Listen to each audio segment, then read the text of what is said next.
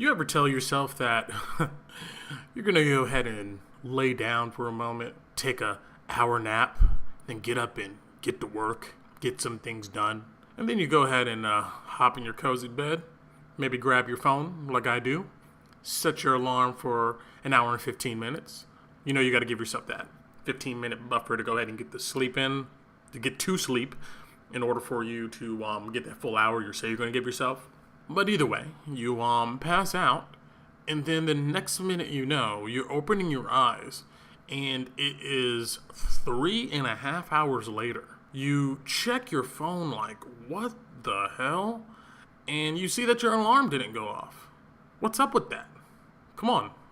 What's up, Apple, iPhone? I swore I set my alarm, but that sucker did not go off. I don't know. Man, I guess I was tired. But that is just what happened. I told myself around 7 o'clock or so that, yeah, I'm going to go ahead and put in an hour nap. And boom, before you know it, was like 11:30. Either way, I hope you guys are great. This is Brent with the Exchanges podcast in conjunction with the Current Issues Discussion Group.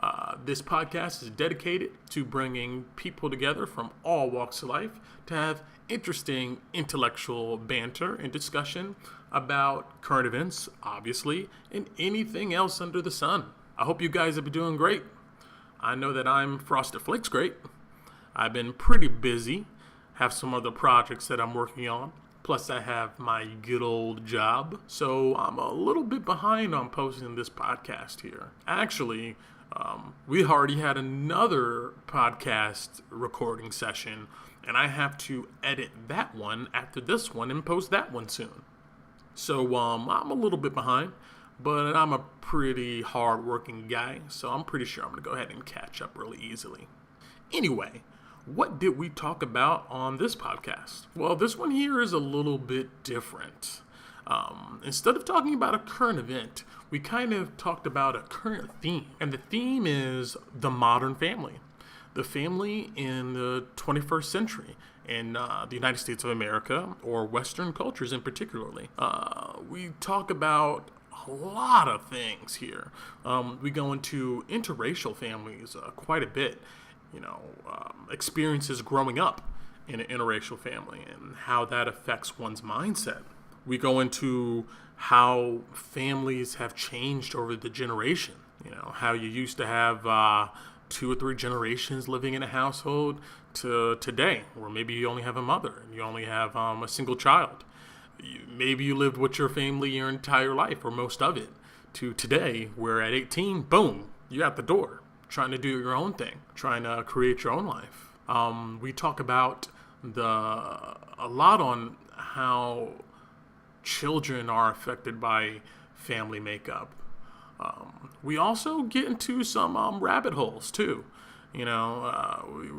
We get into mental health and the effect of the pharmaceutical industry, at least the pharmaceutical industry in producing medication that affects the brain and how that's kind of propagated in modern society. We also go into Montessori education. I don't know if I'm pronouncing that right. I hope I am. But it's a fascinating topic.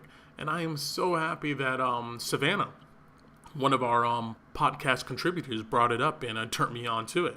It sounds like a very interesting, better education system than definitely what we got going on today in the United States of America.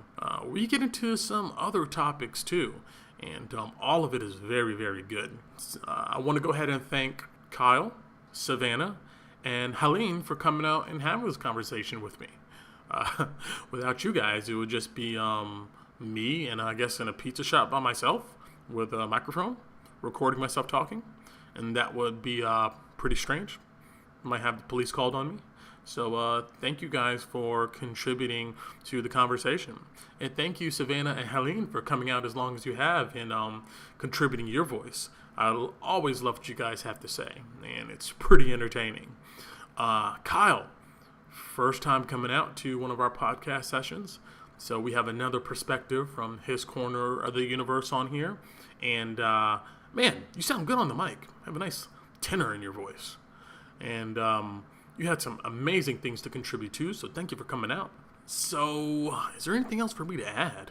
I guess I should say, I don't know, I'm getting a little bit more comfortable with you guys here on the mic. In the past couple sessions I've recorded, I'm still kind of getting used to it. It feels strange just talking into this microphone to some cloudy or ambiguous audience out there that may be listening. It's unique, but I'm growing, and I'm getting attached to it. Starting to really, really like it here. Oh yeah, that's right. I always forget to tell you guys to do this. Please subscribe to our YouTube page where we go ahead and post these podcasts. Very, very, very soon, we'll be actually taking the podcast to the Apple Podcast App Store and to Google Play and some other platforms, so you can go ahead and listen to it through there on the go while you're driving in your car or doing whatever. I can't wait to go ahead and get our sessions up there, kind of spreading our audience. But for now, since you're listening to this on YouTube, and even in the future, if you're listening to this on another platform, please review, subscribe, do whatever you need to go ahead and do to help us pump up our listenership and spread this podcast to other people. I mean, one of my major goals in this podcast is to serve as a beacon of inspiration to other people. Maybe they feel like they don't have access to intellectual discourse and conversation. Maybe they've been told their entire lives that you never talk about politics, you never talk about religion. Well, here at the Exchanges podcast, we're here to go ahead and say that's bullshit. You can and you should talk about anything. It helps you go ahead and flesh out your own personal beliefs. And at the same time, you take in information from others, and it helps you expand your viewpoint. So I hope with these podcast sessions, we kind of help people get out of the house, maybe get off social media, and find some individuals who want to go ahead and talk and have a genuine conversation about how we experience the world. I just feel like maybe that element is being lost in contemporary American society, and it needs to come back. And you can do it. Doesn't take too much. Get a meetup group. Invite some people to join the meetup group. And then, boom, get yourself a microphone. You don't got to go ahead and record it. Just sit around, grab some coffee, maybe a couple beers, and have some really good conversation. I think it's healthy. I think it's needed, especially in these times. So, without further ado, I think that is it. We're going to go ahead and get into the modern family. See you guys on the tail end.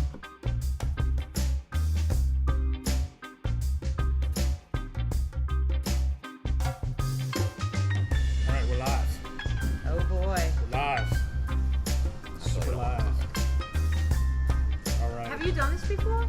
Oh, this is your first time? Okay. I've only been to like 3 or 4 myself. Is that how many you've been to? You've been to more than I. I've been to all of them. You've been to all of them. They're fun. Every single one. How often does it usually? We do it every other week. Okay. So. Is it always Tuesday? Yeah, always Tuesday. This seems to be like the most convenient day, Well, I'm currently unemployed, so. There you go. You got a bunch of time. There is an organizer to this guy named Hoon who needs to go ahead and show up to our group occasionally. Right? Have you met Hoon? He said he was coming today, but then changed. I know. He often said he's one of those people. He RSVPs and doesn't come. Yeah, I know. He's the organizer. Oh, he did? Look at us. Well, he was up until. We're calling you out, Hoon. Yeah. I hope you go ahead and listen to this. You need to show up to your group. Never I know you're out there met. making a lot of money. You got a family you're taking care of, but relax. Come have a conversation with us. Excuses. I know. I miss you, man. Just kidding. He thinks he's got more important things to do, like Yeah. a job and a family. I know. Who do you think he is? Oh, so, yeah, let's see here. So we're repping for Alexandria, Amar, and Anna. Maybe she'll get here. And Bexon. Hope to see you next time, Bexon. And Jennifer. Sorry I missed you. I was literally like 1 or 2 minutes behind her when she at least posted that. So she must have just like pulled out and left as soon as I showed up. Like, It sucks. I hate to make people drive all the way out there, and then we're not there and all that type of stuff. But I'm doing my best. And plus, I picked this topic because it was a bit different, because we're always talking about politics, and we're always talking about kind of, I guess, the most current event. I mean, that's the name of the group, duh. But I was like, I don't know. I was sitting around. I was like, what is an interesting topic that people don't talk about too often that I think is important? So I decided, the modern family. Longevity, children, race, divorce, remarriage, all that type of stuff. So I thought we'll go ahead and talk about that. And we'll also go ahead and talk about how disappointing I think Irma was for... at least for us. At least for us. Not to go ahead and minimize anything that's happening in Florida because, those people Pretty bad. are... In the Caribbean, it's really bad. And again, in the Caribbean Destroyed there. islands completely. Exactly. It was still level 4 when it hit. Yeah, 5 in British Virgin Islands and St. Thomas. Yeah, and there's that island, Barbuda. Yeah, never heard Yes. of that. I've Till never heard of it either, right? I was thinking, the are they longest time, like mispronouncing Barbados? Barbados? That's what I was thinking. I was like, no, there's a place called Barbuda. yeah. It Barbuda. sounds like a mix between like Bermuda? Bermuda and Barbuda. Yeah. Barbados. It's like But I got a question. Are you sure? No, Somebody- they got blasted, Yeah, right? just Like leveled the four. island. In There's Puerto nothing Rico, left. Yeah. right? Puerto Rico got it pretty Who bad. got it But the worst? I think. those small islands. Yeah, I think All those of them small did. islands. Yeah, north of the main chain. That is so sad. Yeah, I saw this picture on New York Times where they had Irma, and then they showed like in the eye of the hurricane, Barbuda, like right in the middle of it. Yeah, and they're tiny islands. Yeah, I mean, just like the entire island and that fitting storm in the was size huge. of the eye. That storm was like hundreds of miles wide. It was giant. And what happened to Juan that was behind it? Jose? Was it Jose? Yeah. Sorry. You're gonna make Jose come and get us. Was it Jose? We gotta get his What? name right. Last I saw a couple days ago, it kind of like He was kinda going went in the other way? a circle, and then it Yeah, just was yeah, like yeah. sitting there. And now Okay. I haven't. I think looked they're predicting that it's yet supposed to see. go back off into the Atlantic. so we're not and, worried about yeah, him. do whatever. But Hope not, who knows? because yeah. that's a Category 4 still. Yeah. So That'd be it's crazy. pretty strong. 3 back to back. I mean, how long can you That could be a whole deny other it? topic. How long can you deny the climate change? I was gonna say right? that could be a Well, whole they're another. saying the hurricanes weren't caused by climate change, but they were made a lot worse. The Yeah. intensity, yeah. And they said that they would be making climate change would be making hurricanes and such. Right, it's been predicted for a while Yeah. that this was gonna happen. So the then frequency, not But so that's much, not what they said about me. Right. right. So let's get right back into those politics. I know, man. It's hard. I mean, it's just it's hard to drag yourself away from it. There's Well, just that's so why much going I on. don't understand when people say I don't like politics, but like politics is How do you not like everything politics? else. It's everything. Politics in is life. just It everything determines that's your going on electricity right and now. your food and your Exactly, water and your exactly. house It and doesn't your just mean, school like, the and your government. everything. The roads you drive on. Yeah. Yeah, I never understood that too. Like, back in my early college days, I'd go out to the bar and they'd be like, "We ain't talking about religion." The redneck places I go to, we ain't talking about religion. We ain't talking about politics. We ain't doing it. And I never understood that. I was like, it affects almost everything in your life. Everything. Yeah, You know? everything. Everything and everybody. Yeah.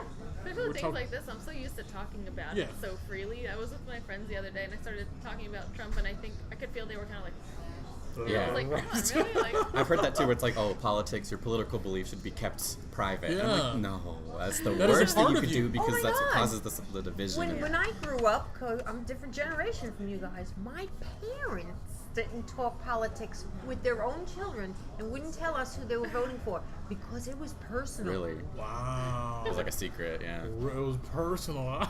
Well, actually, everything was personal. Not to go off subject, Yeah. but the one time we got a new car, we didn't have much. We got a new Chevrolet Impala station wagon. My father told us, "Don't tell anybody," because they might think we had money or something. Yeah. What I don't even know what he was afraid people might know.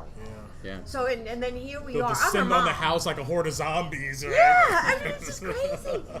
And we didn't talk about where's your anything. cash? And now Savannah's my daughter, okay?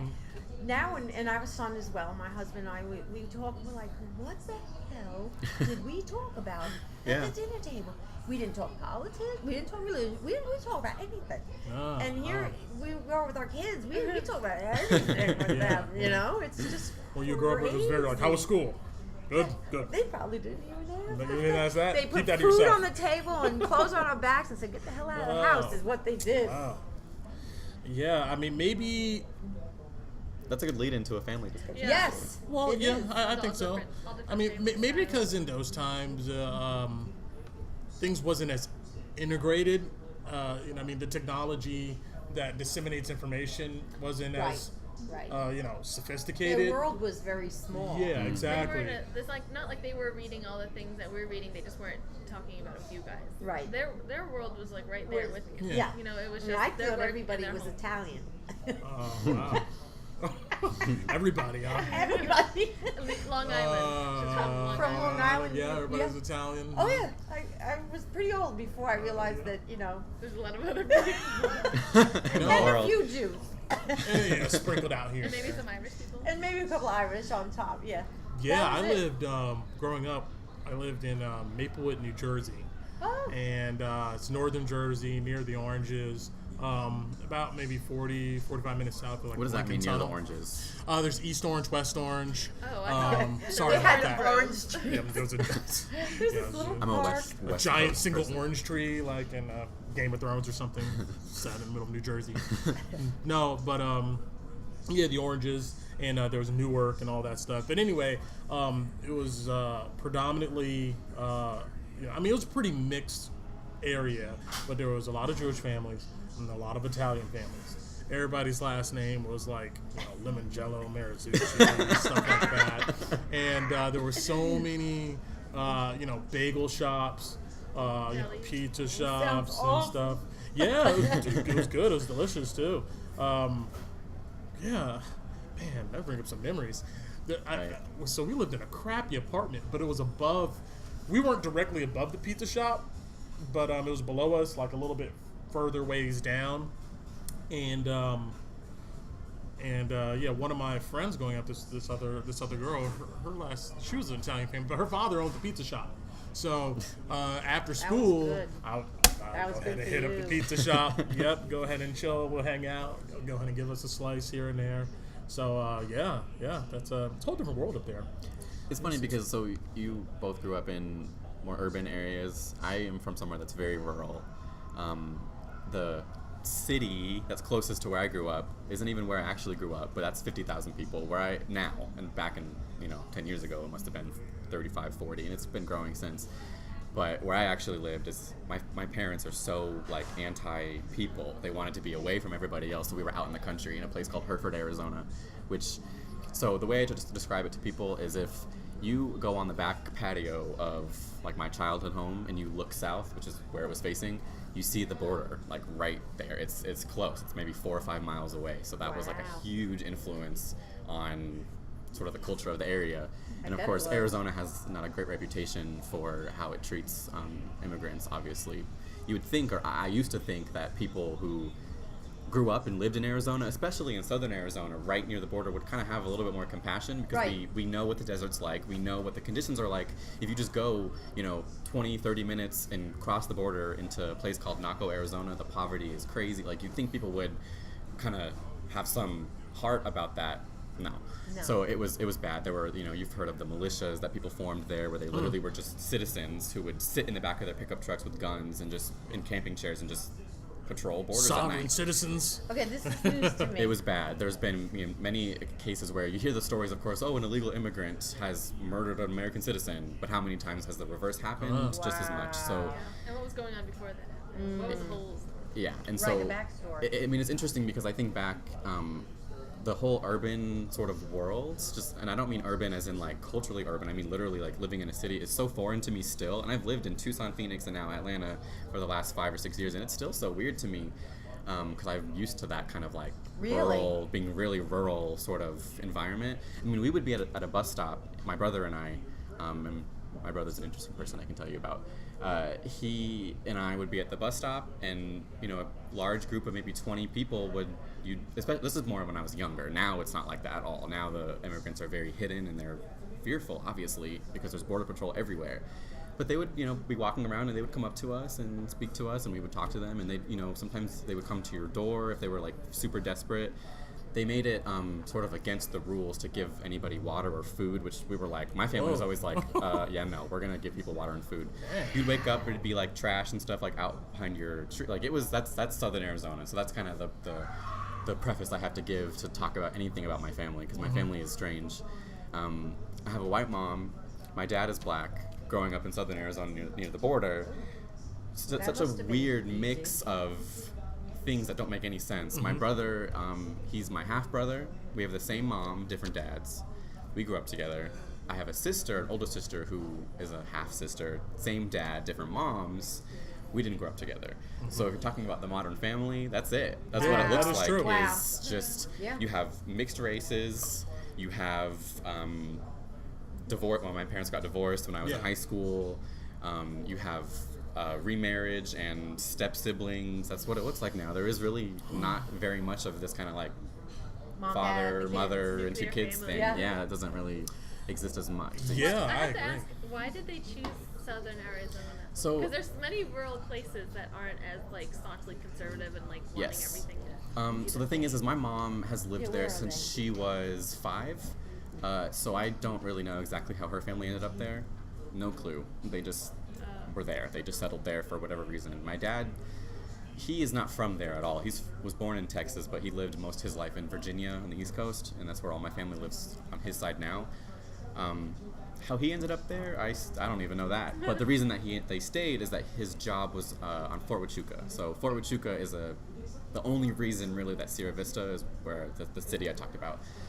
The only reason it really exists is this army base, and it's a huge intelligence center for the army. It's one of like the most important like intelligence bases, and that's what drives the city. That's why Sierra Vista exists, because half the people I ever grew up with were the kids of military people. Right. My dad was not a military person, but he was he worked for a government contractor. So because of that, he worked on base, and that was his career. So that's why he was there, and that's why we stayed. Did you hate it?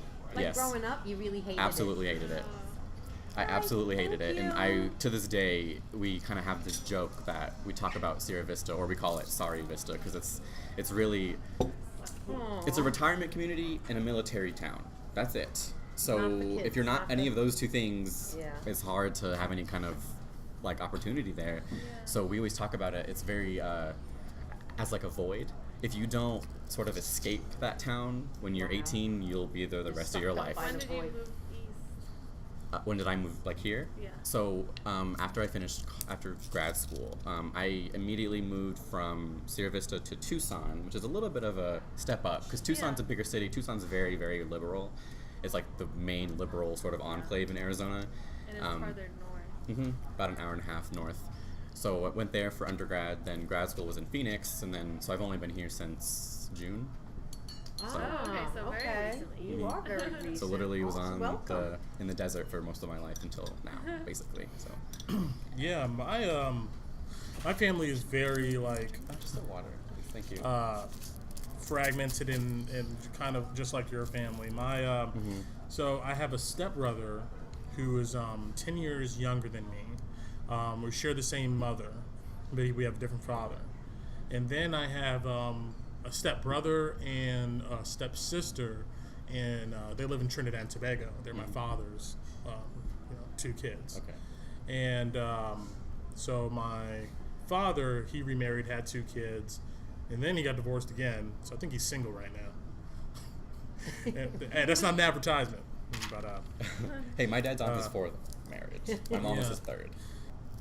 my mother's side of the family is pretty interesting.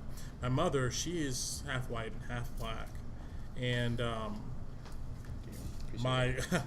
it's always funny to see reactions when our family, at least on my mother's side and stuff, gets together. Yeah. Because my grandmother there, she's like blonde haired, blue eyed, and stuff like that. So it's pretty gnarly. It's pretty gnarly. People are like, "What? What's going on here? What are y'all doing?" Wow. And they live out in Missouri, and so my mother's father. My mother's father. I never met him. He died before I was even alive.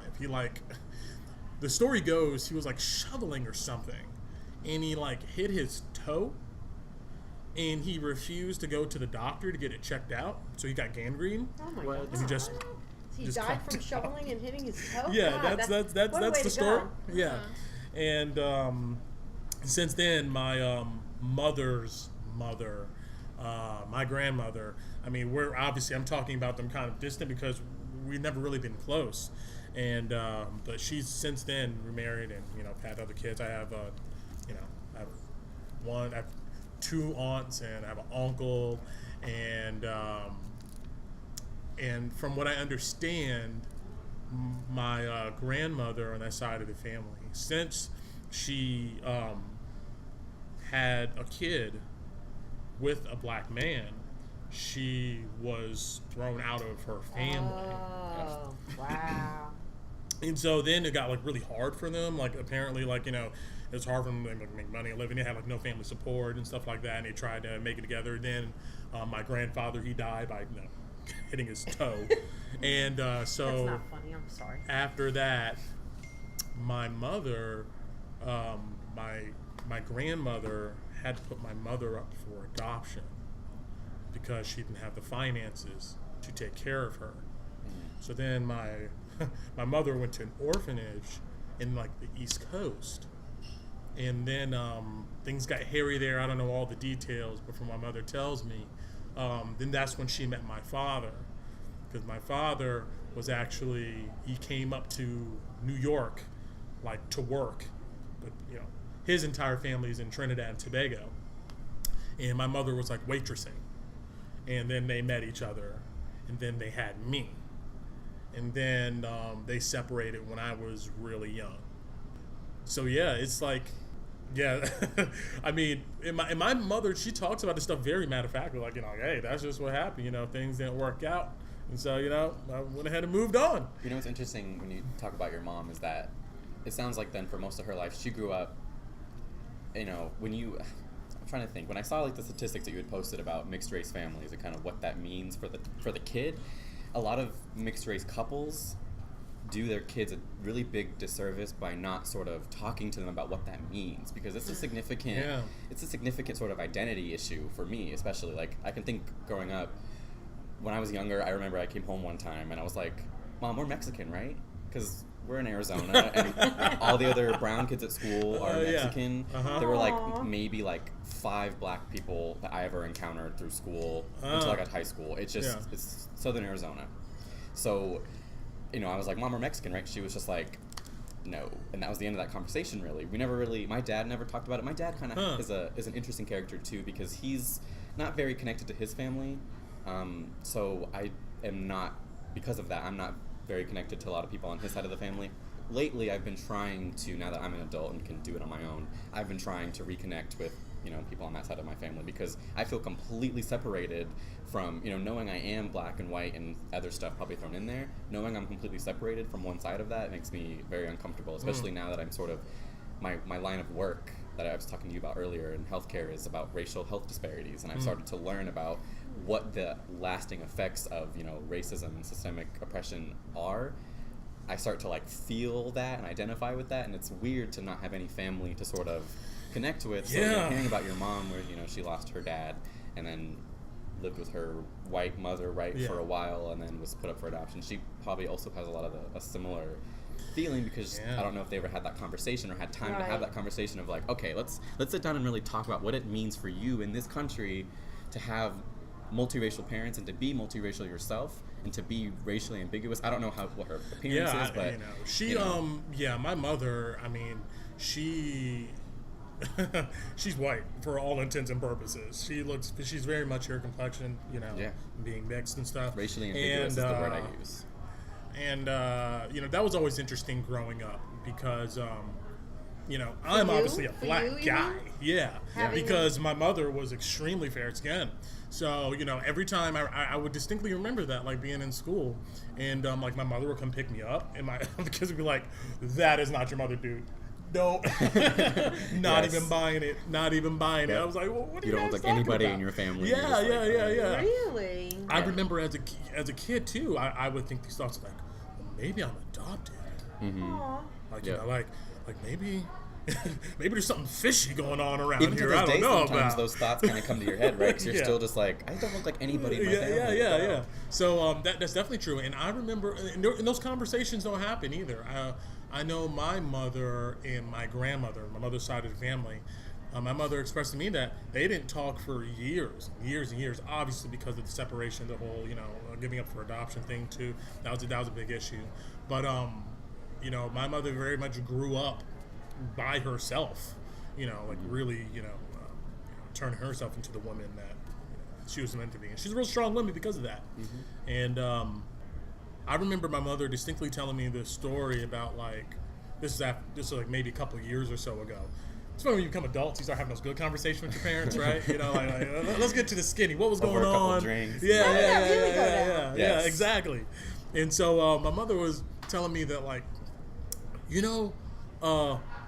I was growing up, and being in New York and stuff, I gravitated more towards black people and stuff. And but black women, like, hated me because I was a fair skin. I was pretty and good looking and stuff like that, and there was definitely this really strong colorism thing that was going on. Like, they couldn't stand me, and so my mother had a hard time making friends, apparently, like in school and growing up, because of that, and that's an interesting thing too. Is it still like that? I mean, did you experience stuff like that? Yeah, definitely. So, I mean, I like I said earlier, the word I like to use is racial ambiguity, because I walk into any situation now, and I can't tell you, I've had a nickel for every time somebody just straight up to my face asked me, "What are you?"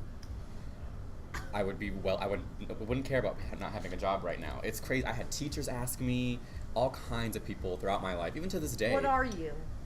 What are you? And I that question always is like, wait, what? Like, what do you mean? Like, what? You need to be more specific. Like, what race am I? A teacher was specific once. He was like, what race are you? And I'm still just like, well, what am I supposed to say? Like, if I give you the truth, are you gonna change your opinion of me? Yeah. Like, why are you asking? So still to this day, and it's just being someone who looks racially ambiguous, but knowing what your makeup is difficult, because you obviously don't look white to people. You don't look black to people. You don't look Hispanic or Middle Eastern or Asian, anything. Yeah. You don't look like anything. So everyone is just kind of like, they don't know what to think, and they sort of just You can't just be a guy. No, you can't. Definitely not. Yeah. They want to know. They want to put you in a box, for sure. I mean, and so it is strange to be asked that question, and you're just like, I don't really know how to respond, because if I respond a certain way, are you going to, like, think something differently? Like, why are you asking me that? Like, what's the... I arrived here like the Terminator, or like in a ball of electricity. I just showed up from another dimension. Right. But naked, I was never given the tools by my parents to answer that question. So you said you never had that conversation. You came home from school and said, "Am I Mexican?" How old were you? Probably 5 or 6. Okay, so you were young. Okay, I'm thinking you were even older than that. I was very aware of something about me being different. You can go back to yearbooks that I've had where I remember there was another girl in my class that we were good friends because she was brown too, and she was also racially ambiguous. Till to this day, I don't know what her racial makeup is, but her and I were like this because we were like, I remember writing somewhere like on our shirt or something, it was like, we both have brown skin and brown hair and brown eyes, and that was like a big deal for us. And so I was aware of it at a very young age, that there was something that was different about me, I just didn't know what. I was always like, oh, I have tan skin. That was always like kind of the words I used to describe it. I'm a tan guy. And I would look at my dad and be like, okay, well, I still don't really... You look at my dad even, and he's a little bit like... There's something that you wouldn't be able to kind of put your finger on with him. But then you see he and I in the context of our entire family, of his side of the family, and you're like, well, yeah, they're black folk, like, obviously. So you were a kid, and when you saw your father's family, you saw black people. Yeah. And then you saw your mother's family, and you saw white people. All white, very, like, rural white people. Like, and so you didn't say, well, I'm just half and half. You just didn't feel like I never anything. yeah, exactly. I never really kind of figured out that I was either or. I felt like neither. And to this day, I'm 23 now, and I still feel like a little kid when it comes to that kind of stuff, because I still don't know where that puts me in society. Because it doesn't... That's the thing about being mixed race, is there is no such thing as a mixed race community. If you think about it, because being mixed race is such a huge term, you could be black and white, black and Hispanic, anything. You can be a mixture of anything. You can be black and Hispanic. So there is no such thing as like this community of mixed race people that are somehow like friends with each other, who can kind of have a community the same way that black people or white people or whatever, any other kind of race can make a community. So because of that, you're like in between. Like a limbo. That's exactly how Very I can describe interesting. my racial identity is in limbo, which has its own host of downstream problems in terms of, having anxiety and things like that. It leads to some issues because you don't know where you fit in society, especially in this country, especially now.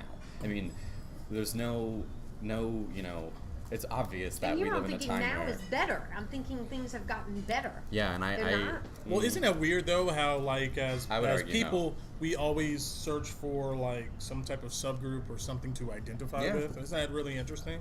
It is, You and I know, think that's part of human nature. Yeah, is that there's that endless search, but at the same time, like the ideology or the at least the messaging out in the United States is that that this is the melting pot, the great melting pot where supposed to be. those cultures and identities And it's not. shouldn't matter as much as maybe your national identity or so. And that's definitely not Even the case. we even hear that from good old Donald Trump, our boy, right? Like we're all Americans at the end of the day. Don't get We me are started. all Americans, no matter. We all bleed red. Like that's the national like message that is out there. I think that comes from the right side of politics. Is that maybe that your cultural or your your ethnic identity is something that should be wiped clean or maybe doesn't matter at all. I like the metaphor of America as a mosaic. Yeah. I've heard before, because the melting pot makes it sound like we're all just going to blend together and we're all the same, and that's not true. That's a good point. Yeah. It's not, yeah. Because It your might be identity, nice. Because your identity is important, and all together, that's what makes it interesting. It's a lot better than everyone just being the same. Right. Everybody just being a mixed gray Yeah. kind of thing. Well, this is interesting because, I've been known to, you see those Ancestry.com commercials, and they make a big deal out of, oh, I found out this or that. Yeah. And I have to be honest with you, you changed my way of thinking. Because I'll turn to my son and go, I don't care where the hell I came from. I'm me, this is me. And I'm like, Yeah. wow, well, maybe a lot of me is my family, my culture, and what came Well, before because me. you were very certain, and you knew you were Italian, and people didn't look at you and kind of be like, Well, that's what I'm saying.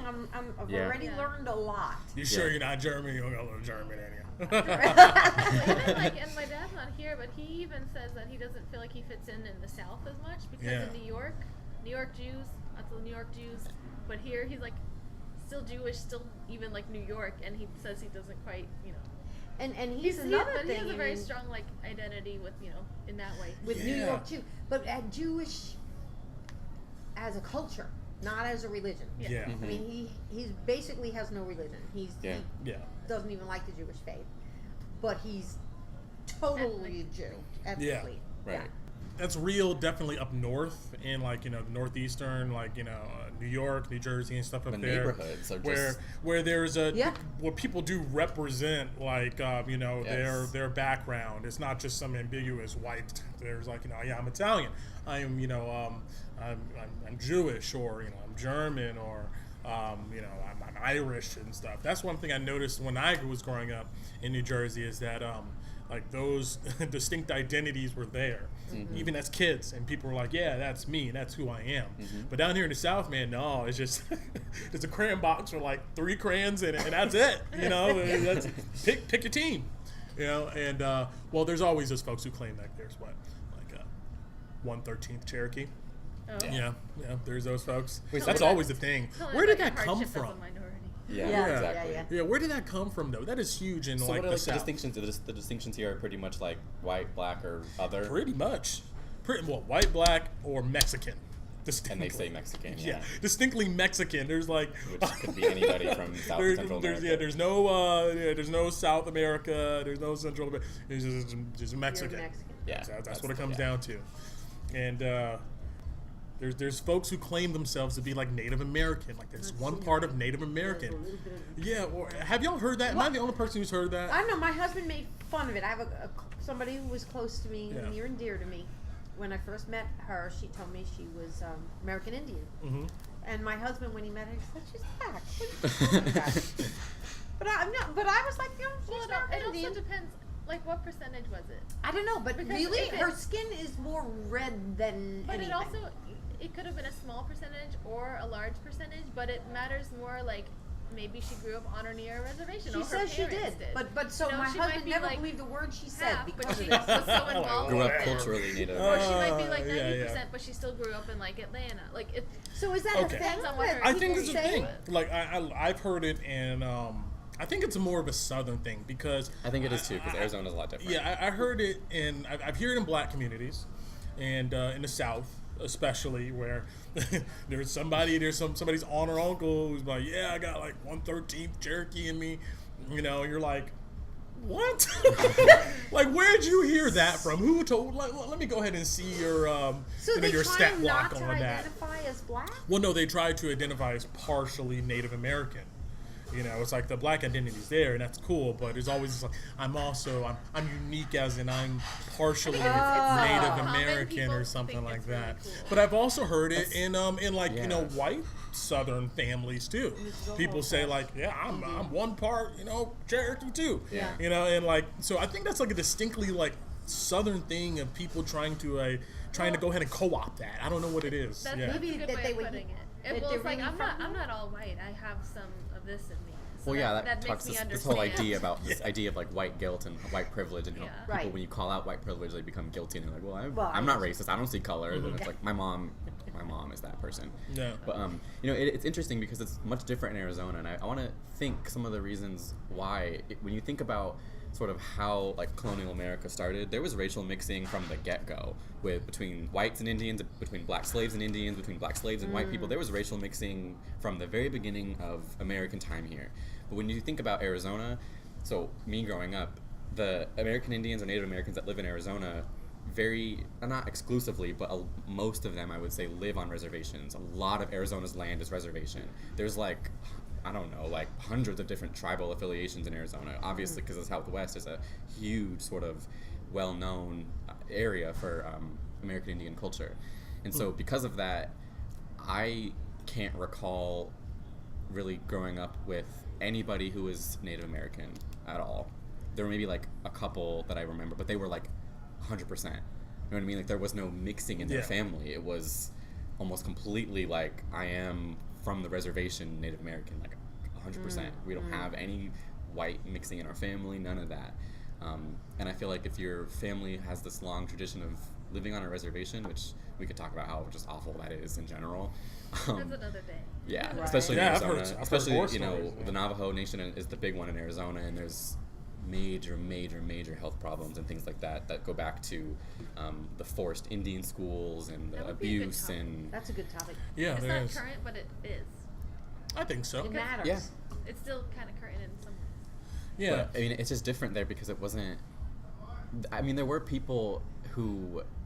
I'm just trying to think of like any other mixed race people I even knew at all. I didn't feel that way. I felt like there was pretty strong racial divisions too, but Well, until I got to college, then then again, I was living in a rural place, and that Where made did you things go a lot to different. college? U of A, University of Arizona, is where I went to undergrad, and then I went to Arizona State for grad school. Those So- are huge, right? Those are huge Yeah. schools. One's ASU was like 90,000 the people. that's ASU. ASU they accept like everybody. It's a giant school. U of A is also pretty large, but nowhere near as large as ASU. So Put that in perspective, UGA is like 30,000. That's So massive. that's 3 times the size. Yeah, I thought UGA was massive.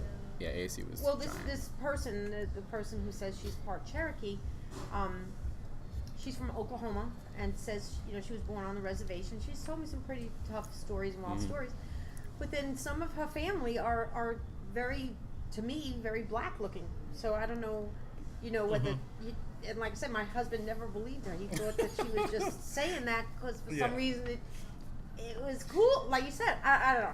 That really does beg the question. I was thinking about this earlier when I was reading through some of that stuff. Like, what do we even, like, specifically referring to blackness or whiteness or whatever, like, what does that even mean? It's almost What just like There's so many how- different even definitions. mean? It's Yeah. almost just like There's a how lot of different people definitions. perceive them. Like if you It look is, black, yeah. it doesn't matter whether you've been to Africa, whether Yeah. you were born here. You're still a black American. Yes. Yeah. It's like I won't say who it was, but someone I know was like, well, Barack Obama. They keep saying he's the black president, but he's also half white. And I was like, but it doesn't really matter because when people look at him, they have all see the black. biases and things of like a black person. Exactly. So his experience in America is just as black as any black person. Whereas you have someone like me who you look at me and you'd have to ask me to really make a decision. Some people I've talked to, I kind of play this guessing game with them. I'm like, well, what do you think? If they ask me that question, a lot of times I'm like, well, what do you think?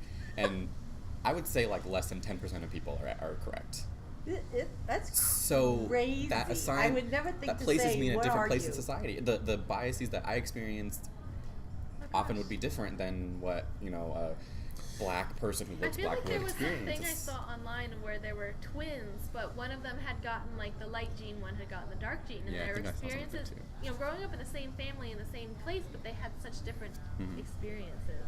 Great insight. Well, the whole obsession with skin color is ridiculous. It really, I- it's not even like that's been around a while. I was just reading something, like in ancient Rome, skin color wasn't really like even a thing how it Oh, is really? now. Like they had all these different things about class and level of society, but it wasn't about like color was just, it meant you were from somewhere else. And it didn't really like, Well, yeah, that's the other sort of side to the story in America specifically is it's not just an issue of skin color. Racism is not just about your skin color. We as in historically America, I want to say, and I've read historians who kind of agree, I guess, we use skin color in race and anything else, in nationality, immigrant status, whatever, as a way to sort of divide classes in the you know what I mean? So it's not just like just because you're black or brown, you're less than. It really, we correlate that with poverty, and that's how we Yes. keep things very I have divided. a friend she's from India, and the darker you are, or at least how this used to be, Yeah. meant that you were the one slaving out in the fields, which means you are the lower caste. Yes. If It used to your be- skin is lighter, that means you've been it indoors. used to be like that in Europe and America too, just for white people. Really? Yeah, that's why it switched. It used to be, super pale and kind of chubby was beautiful because that meant you didn't have to work, you didn't have to go outside. And you're eating a lot. And if you you're were well-fed. if you were thin and tan, you must have to work a lot. And now it's switched because you have time to work out and go tanning and go on vacation. And if you don't have time to exercise, You're then fat and So lazy. it like switched, Yep. but it used to be the other way. Yeah. And then when you went to Malaysia, they have like skin whitening stuff I'm sure they have that in Yeah. India and lots for of places. people. Yeah. They probably have that in Mexico too. We just didn't go in those stores. Okay. Well, Yeah, look, but I mean, that's skin here in the bleaching. United States of America. We have skin whitening stuff? Yeah, a lot of It's for a lot of models and I would say certain African American celebrities and stuff really buy into that stuff. They, what's the famous baseball player's name who's been like bleaching himself forever? What's his name? You know what I'm talking about? Really? Yeah. What's his guy's name?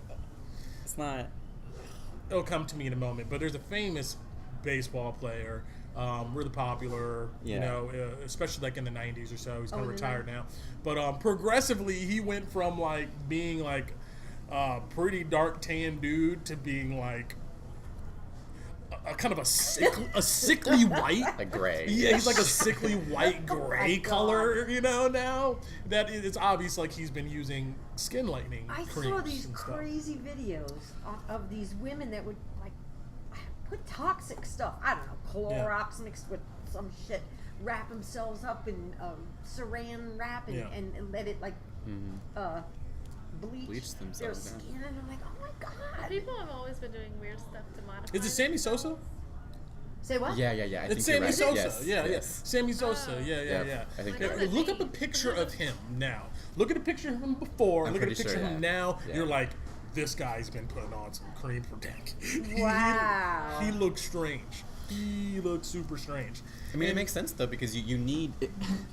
We as human beings, we're not. It doesn't feel right to us when people are poor. It doesn't feel right to us when people are suffering that way. It doesn't feel right to us when the systems and policies we have in place are that way. It doesn't feel correct to us at all, to any of us. So you need some scapegoat to make that feel right. We're not meant to. We can't see another human naturally and like think of them as less than human. We're not built that way. That's not how ours. That doesn't make sense biologically or evolutionarily at all. So in the United States, there was this really great sort of tool. It was like, well, okay, we have black slaves. There was also white servants, by the way, at the same time. But one really easy way of getting people to sort of ignore poverty as we have is to bring racism into the fold and demonize people of color and then they end up being, the ones at the bottom of society, and it's like super easy to dehumanize them because you are. It's been done by, the Nazis with Jewish people. This sort of trend of dehumanizing people by using their race as like the identifying factor that marks them as evil. I'm trying to find this article. It's some way to distance themselves from the cognitive dissonance of like, oh, that's a person, I should help them. Yes. Like, they have to rationalize it so they don't feel like responsible. Even people have always pulled religion into it too. Like, oh, well, God ordains that person must be a worker, and I get to be this person, and I don't have to look at them because that's how it's supposed to be. Yep. Yeah, so I read this article that by Ta-Nehisi Coates. I don't know if you've heard of him. He's a really, he's a super awesome journalist, amazing writer. And he came up with this article in The Atlantic called The First White President.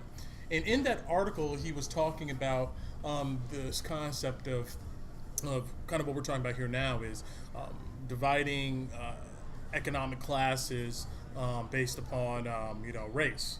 And he brought up this interesting point that I've thought about before, but it was really clear the way he stated it, this idea of how can we go ahead and control the masses of poor white labor. And the easiest way to go ahead and do that is to present them with the concept of, well, at least you're not X, right? Mm-hmm. X being, first black slaves, and then, black Native Americans. Native Americans. So the best way to really understand someone's experience is at least. Yeah, right. At least you're not this. Yep. So, there was that kind of concept that at least a lot of policy makers and economic theorists were implementing really early on in American history.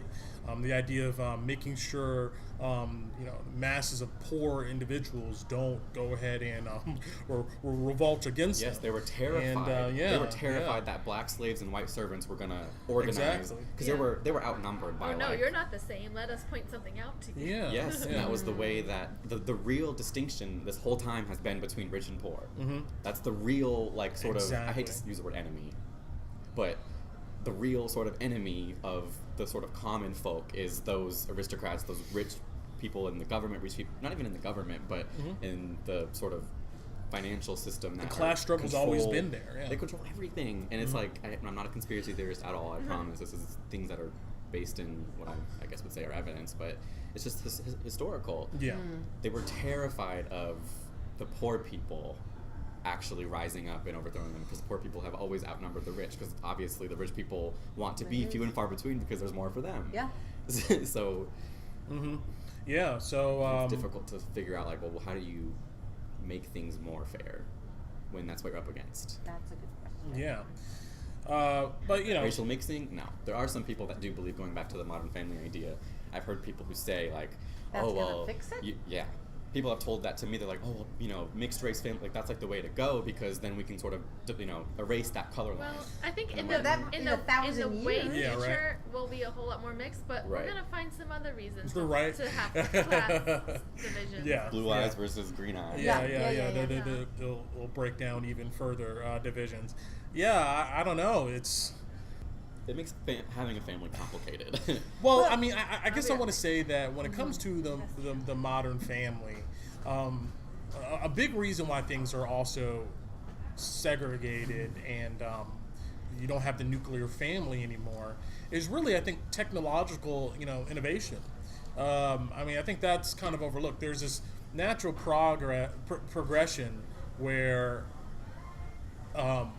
as we become more advanced, the less you need to be dependent upon a certain unit to go ahead and survive, right? Mm-hmm.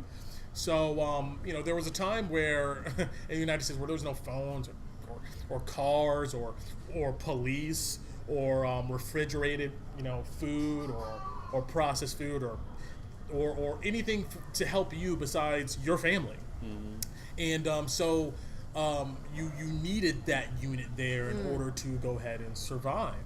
And as the government and the state has implemented certain social programs, and our societies became more sophisticated, that need is not there. Granted, you're not living great if you're a single mom with 4 or 5 kids, but it's doable compared to trying to do that maybe 100 years ago. Right. It's almost like the reverse becomes true, because what is considered success is that you become 18 and leave your family and go make another one on your own. Yeah. You know what I mean? Not leave them, like, never talk to them. I just mean leave your immediate family. And if you're someone who's 25, 35, whatever, living with your mom, that whole idea of living in your mom's basement, that's like a bad thing. Whereas before, your family, you were living with grandparents, you were living with aunts and uncles. How you did it.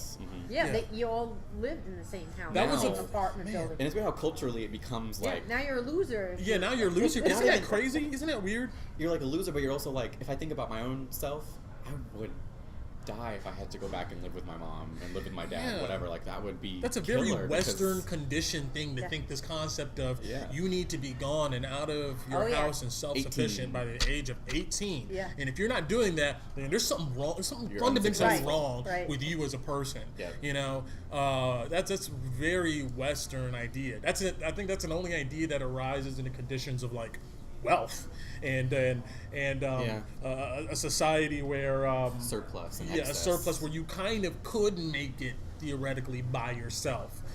If you look at other types of families, if you look at some Hispanic families that come from Mexico, they're strong family units and they live together. Yes. One Multi-generational. multi-generational unit, and I think that's born out of like a culture where that's still necessary to survive. You know. Like you were saying, the family takes care of. Exactly. We live in an area that's predominantly has a lot, let's say, Indian and Korean families. Yeah. And very much so, they're multi. Grandma lives, and the mom and dad live, the grandparents are there, the kids there, and that's how it was in the old country, and that's When how did it that is stop here. in the United States? When did that stop? I'm not sure. I think it stopped in my parents' Yeah? generation. Yeah. It was it was after the war, and it was the American dream, have your house, your picket fence, and and that's when I think that multi-generational family Think of the thing movie stopped. Charlie and the Chocolate Factory, right? Yes. Where they remember all that part. Both live sets of in the same grandparents. in the same bed. house. They're in the same damn They all bed. slept together. That wasn't weird. That was just like, hey, we a poor family. We're trying to Yep. make it out here. Yep. But to And us you know, now, it's like, now it's Oh like, my oh. God. Can you imagine living with all 4 of your grandparents Parents, right? if they're alive? I mean, like, Yeah. Savannah. like no, Oh my I God. can't. That's just too many people even in one house. Yeah. We're just not used When to did it. that movie come out? Oh my God! The original one? Charlie and the Chocolate original Factory. Charlie I and read the Chocolate book Factory. when The I was book a was child. better than the movie. The book was better than the movie. Talk about multi-generational. So I was thinking about introducing this to the top conversation earlier. So my brother's 60 years old. Him and his wife was 60. They raised 5 children. Okay. Their 4th oldest child was the only girl, and she is bipolar, and she had 2 children that she's basically left them to raise. Okay, so they're 60 years old, and they have 2 biracial children, Different dads. You've got me all worried now and wondering have they talked to these boys, because they're half black, right? Yeah. And they're being raised by white people. And they're going to have a different experience than The- they have experience with. Yeah, like I feel like these boys think they're white. Mm-hmm. But they're However, going to feel it. I know. They're Then they gonna already know. probably have because they're 7 and 5 Oh, yeah. now. Keep in I mind know. what I was saying back when I was 5 I've and been- 6 and my whole life Exactly. being asked, what are Exactly. you? Like they came to Georgia. They come to Georgia every summer, and they must come and say, "Well, more white people." Well, where do they that are live? my family in Where do New they- York. Long Island. Okay. And So there's other black people around, but I still feel like they've got to have questions. They I probably do already know have that asked them. the dads' families, not the dads, but the dads' like moms, so Yeah. the grandmas and the aunts, they show up once every blue moon. So these boys have some knowledge that there is another side of their family Right. when these people come. But I feel like they're being raised like white kids. Well, I hope that, What does that even mean? my aunt and uncle. I don't know. Well, Right? No, I don't know what that means, No, and now yeah. I'm even more Yeah, confused. yeah. you don't like raise someone white, but what it is just No, like they. if you have Yeah.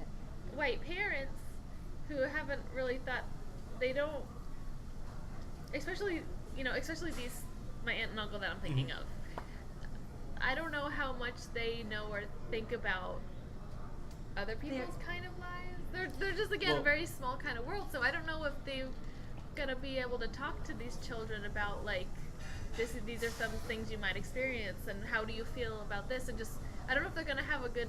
Well, that's what I'm trying to say in a lame way. Like, have they sat these boys down and saying, you know, you have, you know, black heritage. Right. You And know, the thing is I would say that white families and black families and different, you know, races of families have different conversations with their kids about what the world is about, you know, compared to each other. So a black parent might say to their kid, to their black son, do not do this in the face of a cop. Do not do this. Right. I remember. But to a white kid, would you ever tell a white kid, like, don't? You know I what would I mean? never say that to Because my you don't have to worry about someone getting shot up keep by a your white person hands on the wheel. Yeah, and and those are stuff like conversations that, Who was many black the- people have with their kids. So that's the thing that is difficult. When you mix And race. one boy is much darker than the other boy. Yeah. Yeah. And that's, I mean, I'm just grasping at straws here. These could be issues Also, for these hair kids. is a big thing. I was gonna ask actually earlier, like, what kind of texture hair your mom had, because that was a big thing for me growing up. Is I have a combination of hair that doesn't you know, sort of give me away as being black at all, but you feel it and you're like, it's not like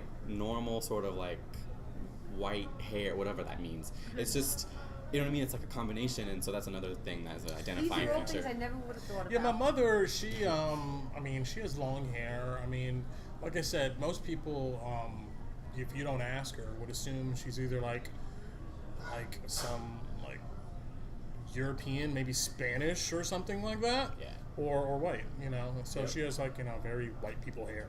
So did that Yeah. bother you as a kid? As a kid, no, like I said, I mean, it didn't bother me, but I definitely like recognized it because, you know, as a kid, you know, people will be like, "That's your mother," like you know, That can't be. yeah, and they're like, that can't be your mother at all. And so, you know, I would think about it, but I don't think, you know, I started processing those differences maybe until I was in my teens. You know, I think when you're younger, you realize it and you think about it, but you don't dwell on it. You know, you're just like, okay, you note that, like, okay, that's a difference out there, and maybe you have a few questions. But as a kid, you're concerned with other things. There's a lot of other fresh things to be distracted with. But as you know get older, you know, you're in your early teens or so. You start to go ahead and really process these differences, try to find your place, who you are, and stuff like that. And then that's when you really start to go ahead and reflect on those moments and maybe think about, like, you know, like, well, what's the difference here? You know, what's really going on? I would say like early teens. Yeah. See, the moments I have in mind when you said that made me think about one of the biggest issues of growing up in a family that is a mixture of races, especially black and white. I mean, again, we can go back and there's racial division among all races in this country, but it's not kind of the main narrative in our country since the beginning of slavery has been black and white, is being mixed race, knowing that you have a part of you that is black or whatever, and being around your white family, and this idea, we have to talk about this idea of implicit bias, you know, meaning anybody, just if you live in this country, you're born with implicit bias because you look around in the media and the media is telling you constantly that people of color are bad somehow. And so because of that, again, none of my family would come right out and like ever like say something overtly racist, but they say things that are still racist, and even my own mother, all the time. It happens to this day, Unavoidable. all the time. And so being you know, in a multiracial family and being around sort of the white side causes a lot of sort of pain because they're saying things that are disrespectful Yeah. to your own I think half of you, and you're just like, it could be similar for adopted children too, who don't look like their parents, and then their parents are like, "Oh Yeah. no, I just love you how you are. I don't see you as this or that." And but the child's like, "But you're not really understanding that I'm feeling this right now in this way," and right. you're just kind of overlooking it. So I said that to my mom, and her a response while is ago like, was well, I don't see color. I went ahead and That's like, I so I briefly dated someone who was adopted. Her family was you know, white, and she was Indian, and you could tell that it affected like who she, you know, how she processed, who she thought about, how she thought about herself, and where she came from. And we spent time actually trying to go back and find some of the records and everything. It's hard. I mean, I remember we sat down for a while. She got some information from her, you know, her adopted parents, and we were able to track it back to the place that she was adopted from. But beyond that, it was like just just a mystery, because apparently at that time, a lot of migrant Indian workers were paid to have children. I don't know if they're getting paid, but That a lot is of a them, thing. Yeah, it is a big thing. yeah, a lot of them were like, would have children, and they were these women were workers. They didn't have like stable homes. They were just going wherever the jobs and stuff were. And if they couldn't take care of the kid, they found the nearest place to go ahead and put them up for adoption, or to drop them off and just moved on. And often these women would give false names. There's just you had literally no idea, like, who this, where you came from. Yep. And it was tragic, and you could tell that really bothered her, that like there's just this dead trail at this orphanage. A lot of times the names that these children would be given would just be random names that the orphanage would just come up with, like, you're such and such, you're gonna be such and such, because it'd just be another kid. She got lucky, I guess, in a way, and was adopted and brought over here to the United States. And what's interesting about this story is that I was like, I remember talking with her, and I was like, so like, how did you get here? And she was like, well, from what I know, the story was like literally like almost like a product, like a bag. Like, they took her on a plane, arrived at an airport in the United States. Shipped Her adopted parents arrived at the airport. Here you go.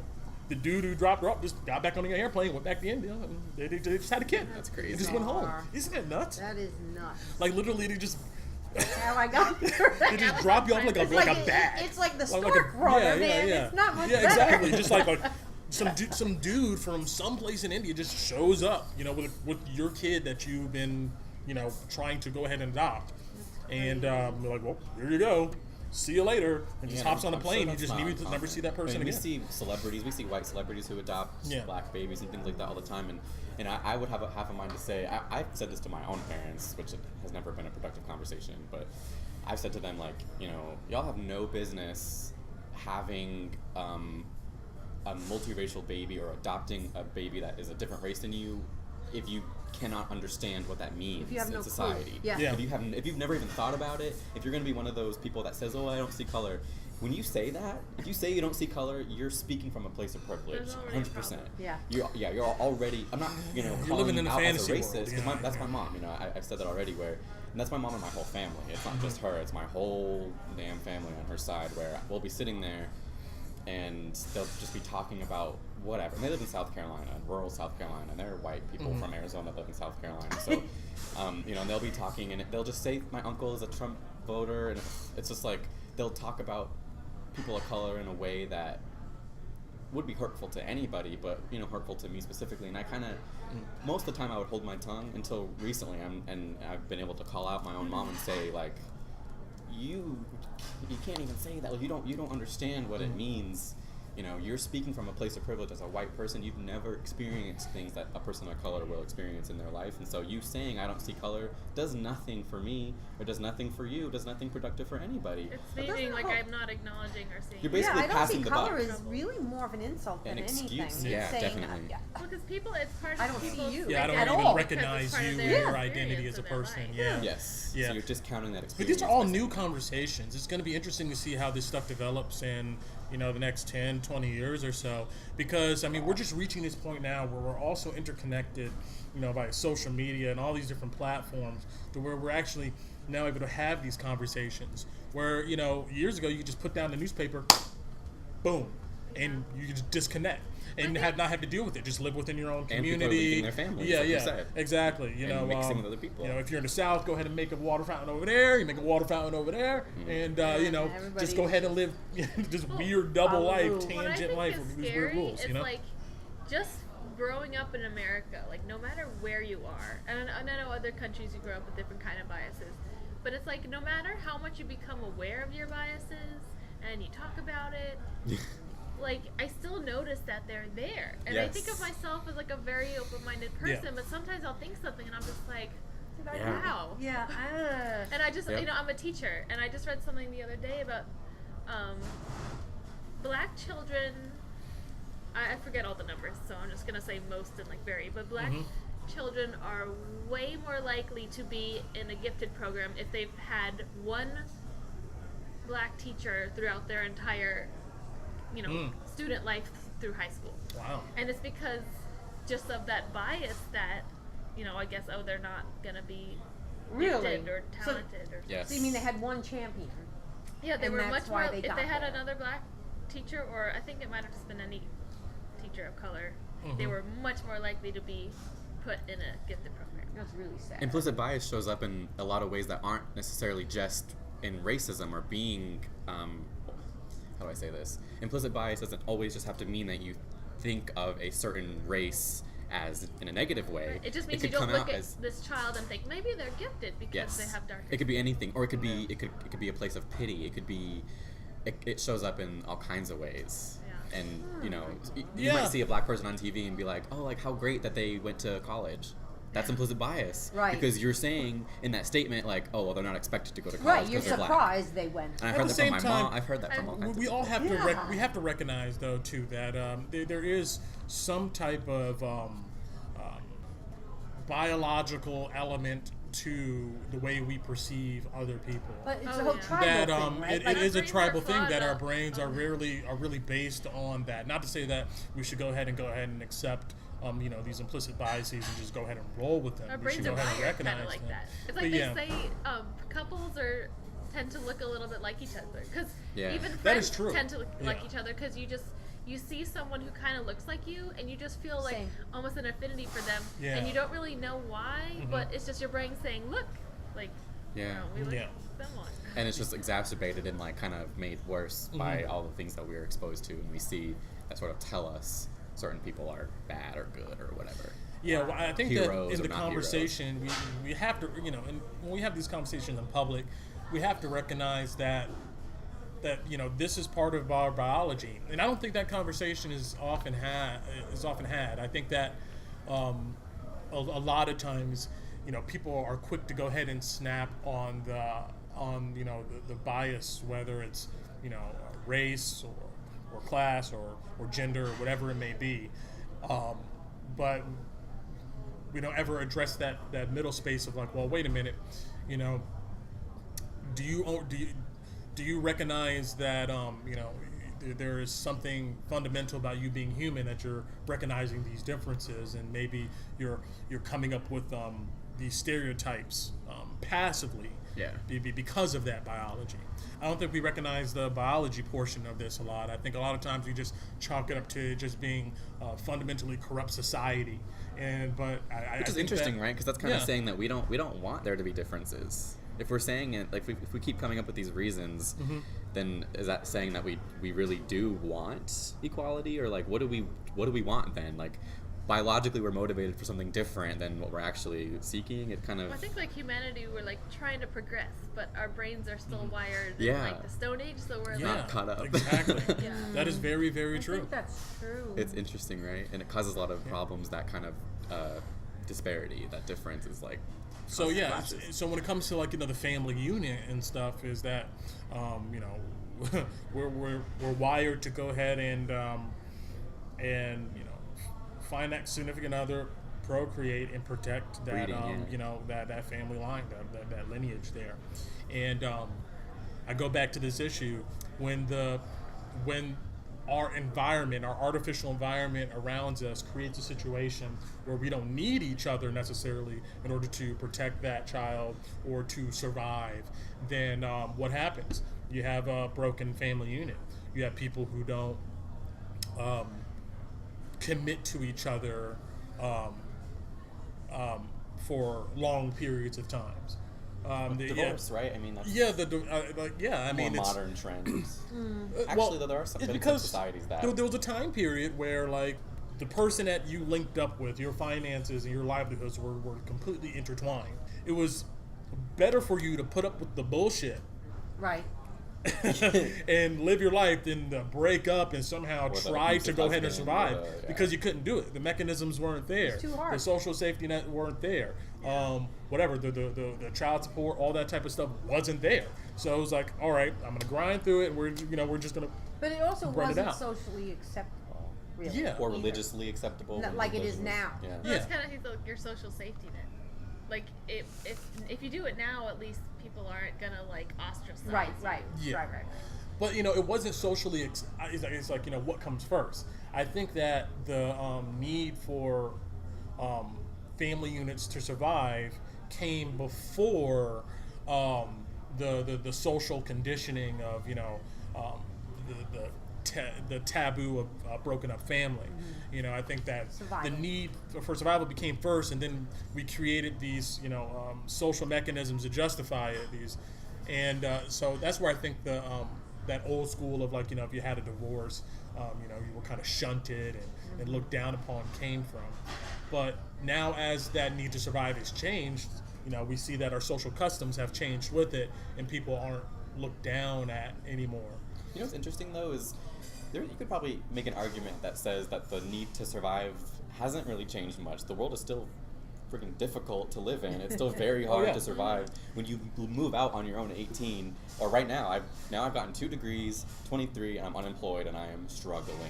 And it's like I'm relying on my family right now. My brother is paying our rent. My mom helps with money. My dad helps. So what's interesting is maybe the need to survive hasn't changed. It's just like we somehow culturally have sort of shifted to think that independence is more important. It's changed. Think about what's interesting though is how much mental illness and mental health issues there are, especially in our generation now. Why is that? Could you trace it back to the fact that families are so broken up? Like, there's a lot of reasons, obviously, Wow. but I think about. I don't know. maybe they shouldn't be. I mean, I'm not saying we should all live together, but Yeah. Well, first, I think that the environment has changed. I mean, when we're talking about, maybe 100 or so years ago, if you didn't have somebody to look after for you, you couldn't just show up to, a homeless shelter and somebody Get a give you meal. food. No, you were like on your own. You starved in the street. That was it. And not to mention, the mechanisms against crime that we have today were non-existent back then.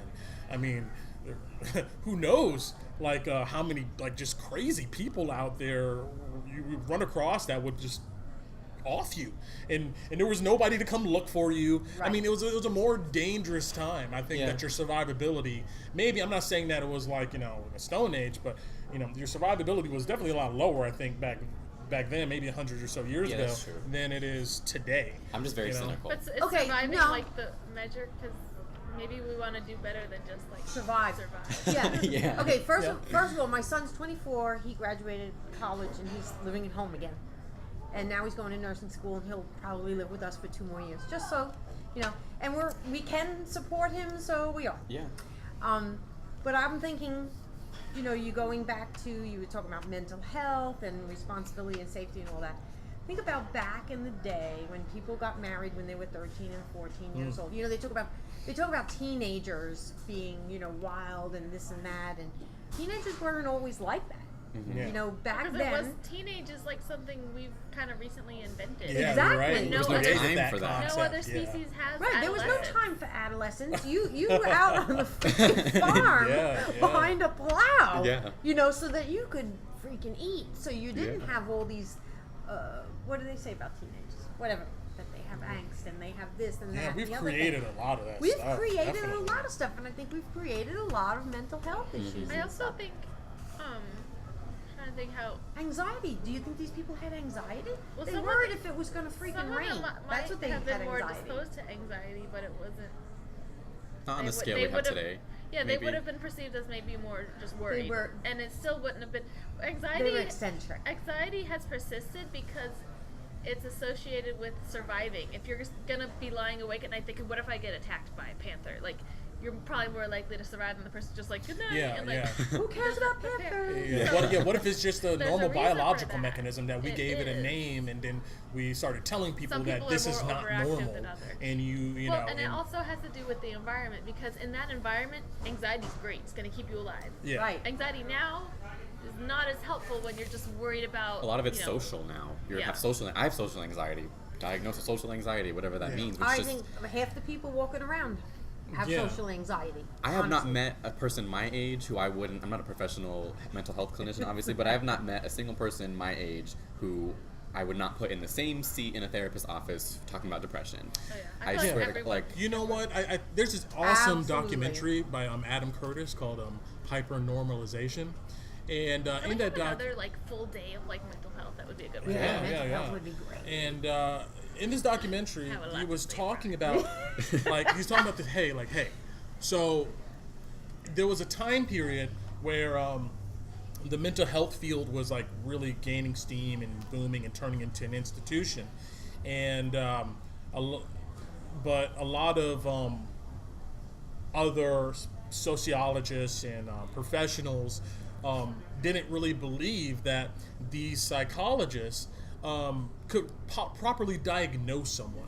So there was this like famous study that was done, I think maybe in the 30s or so, where this one guy, he was like a journalist, a sociologist, and he sent like 15 or so people to certain mental institutions and told them to say this, that you hear something in your head and the sound is a thud. Just, you know, obviously you're okay, but tell them so this when you're they're being acting. diagnosed, and try to get them to diagnose you with something, see if they know you're lying or not. So all these people went out to these mental institutions across the United States and got evaluated, and like all of them got diagnosed with random stuff from like schizophrenia, hysteria, psychosis. So sad. And what was scary about it is that these people got locked up into these mental institutions for like years. And I couldn't get out. And what's even crazier is that these people had to pretend like they were getting better in they order could to get get out. out. So, Oh my and they were God. given like all these drugs and stuff, and it was insane. And so after the experiment or so, this guy wrote this long paper, on the issue and exposed the industry for what he thought it was, which was a fraud. Saying like, these people know what they're doing. I sent people over there to get diagnosed. All of them were fine. They got locked up for like a year. Some of them people are still not right. They were giving all this experimental medication and stuff. And then after that, the mental health institution as a body was like, oh, we can't have this.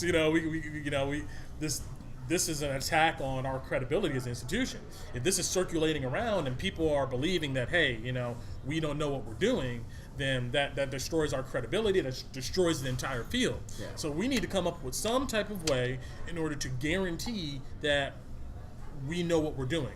Actually, I think this happened like in the 60s or 70s, not 1930s.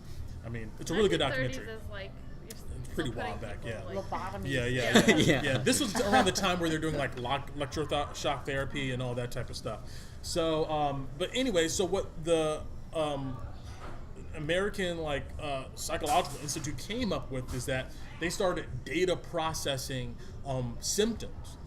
They started they took a whole bunch of symptoms. Are you shaky? Do you feel sad? Are you able to get up in the morning? They took all this data and they put it into computers, and then they started to map these data to certain types of terminologies. And so then they came up with this new way of diagnosing people. They start saying hey, okay, it's not us individually doing this anymore. Yep. We have took all these symptoms and stuff from thousands of people that we have studied, put it into this computer. So all we're gonna do is have you check these boxes. That's the DSM, right? Yes. Exactly, that's what I'm getting to. All we're gonna have to do is check these boxes, Yep. and if This is what you these got. boxes line up to this diagnosis, then boom, that's what you are. And then from there, that's how we'll go ahead and Because diagnose really, people. a mental- And that's how it came A mental about. illness is not something well, now they're finding out a lot in your brain, but it's not Right. something like you can just go in and say, oh yeah, there's a growth right there in your arm or whatever. Yeah, you can't see it. It's, Yeah. all it is your symptoms.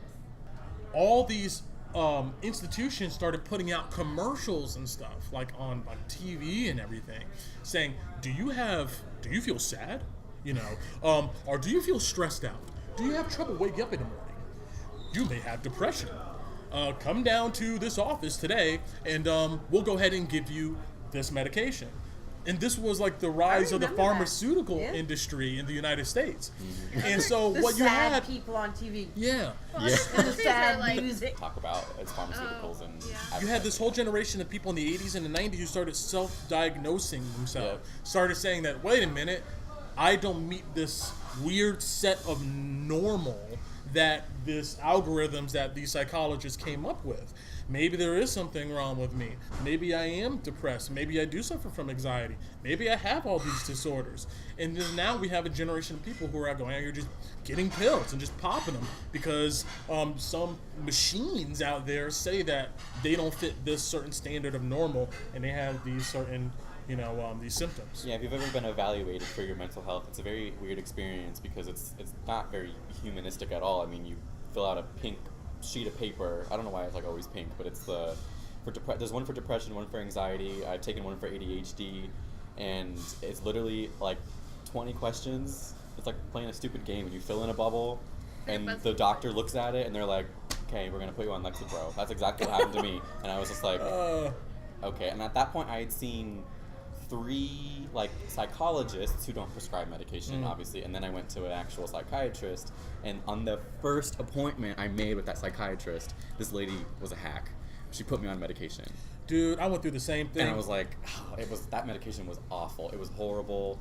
It was like the worst experience ever. And now I'm at a point where I just have lost trust in that entire world, and I will never go see a mental health clinician ever again, because I'm like, I don't think you understand like what's going on with me. You're just, like you're saying, you're treating this, what the computer told you back in the 80s was true about people with these symptoms. And these doctors love it because, they now have a thing they can go ahead and point to say that, no, it's not me. I'm not the one that's misdiagnosing you. I have this computer here that has been time trusted. Yes, there are. I mean, I have a nephew who was very depressed, and now he's on, I don't know what medication he is, and he has a different life. Try like different medicines to find the one that works for it. But people do that. Right. I was just talking to my friend who's in med. She's doing like her residency for psychiatry, and she was saying like people come in with psychosis, like active hallucinating and like positive symptoms of schizophrenia, but like there's like a certain like they're giving them this medication, but then it works for some people and not others, and they're able to see like now what lights up in their brain or whatever in their brain, and so basically what they thought was one thing must be 2 separate things, because only one thing is responding to the medicine, but it's like they're seeing that it's separate. So it's like, but what is these medicines doing? Yeah. But what is these medicines doing? That's my question. Is like these medicines are forcing people to behave in some predefined idea of what normal is, and I'm not sure that I mean, obviously there are extremes here. Like if somebody is like running around like cutting themselves and doing stuff that or being dangerous to other people, then maybe they have a mental disorder. But I think that a lot of these medications, especially the antidepressants and stuff like that, anti-anxiety medications, are like physically warping people's like brain they do, because chemistry when you try to go off to fit a certain narrow defined path of what is normal. To go off of them Lexapro was like that. I was only on it for maybe a month. I was on a pretty small dose at the beginning, went up double the dose for it was like a month total. It took me 3 months to wean off, and when I did that, you get these like weird like feelings in your head. You feel it physically. So now, but I have a friend who's been on Lexapro for years, and it just takes the edge off of her anxiety, and she thinks it's great. Well, the different medicines work differently with different people. Exactly. But that's what I'm saying. So that what I'm saying is not all evil. Okay. No, I don't think it's all bad. It's not all evil, but I have a feeling that I think it's not the whole picture. They're missing. That's a big thing. That's not the whole etiology picture of the disease, like the nature versus nurture part, because there's different parts to it. Yeah, therapy is never emphasized these days. You notice that? Like it's just the only emphasis is to go to the doctor and pick up some type of prescription. It's also, a lot of people I think can't afford to go to regular therapy, That's a so problem. they have to go and That's just hope the for crying the shame. Yeah. That's true. And that's the problem. Like when I was first started college, I went to the on-campus therapist, right? Yeah. And because I had some issues, I felt like I needed to go ahead and work out with. And like I spent 2 sessions there, and they're automatically like, "You suffer from PTSD. Go here, get this drug." It was like that quick. I was like, what? And of course, me being young at that time, I didn't really know. I was like, this is a professional. Maybe they're right. Maybe I began to internalize that professional thing. Like, maybe I do have some fundamental issue with me in which I need to take drugs for the rest of my life. Imbalance. So yeah, I went over there and grabbed some. They subscribed me like a Zoloft, and I began taking that stuff. And I felt weird and off. I couldn't sleep and stuff. And I went back to the therapist. And the therapist's response wasn't like, well, maybe let's go ahead and investigate this further. It was like, maybe you need to go ahead and change your dosage, right? Maybe, or getting to the whole experimentation thing to find something that balances you out. And I just quit taking it altogether, you know. And I never went back to medication after that. So that's not to say that, like, there are people out there who like, you know, don't have success. Don't have success, or people, or like nobody needs it. You know, there are people who do need that medication. But I definitely think that people are just giving it out, man. People are just giving it out. There's large gaps in psychological care. It's like I've probably 5 or 6 different mental health professionals at this point. Some psychiatrists, like I said, some just psychologists.